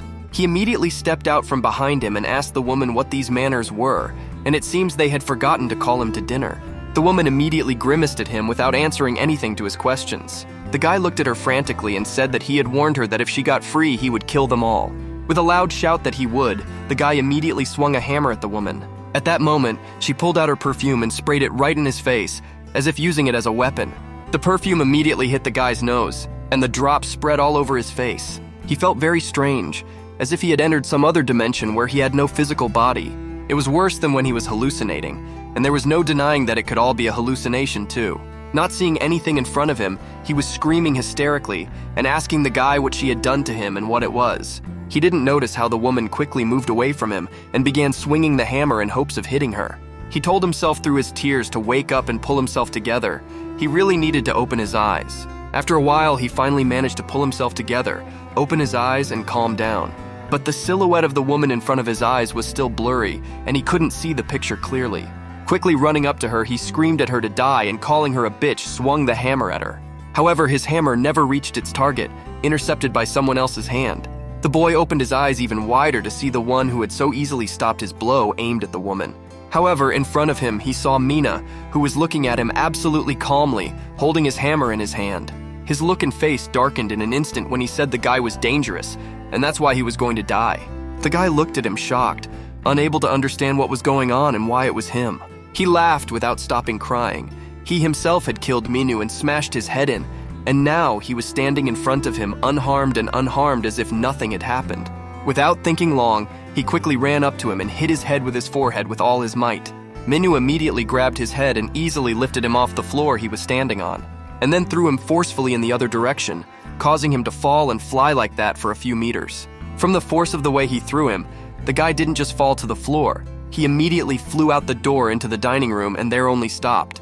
The guy was writhing in pain on the floor, holding onto his sore body parts and grunting in pain.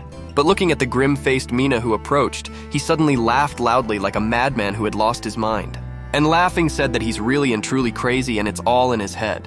Turning his head, he noticed on the other side of him a man approaching, who with a grim expression now stood with a shotgun in his hands above him.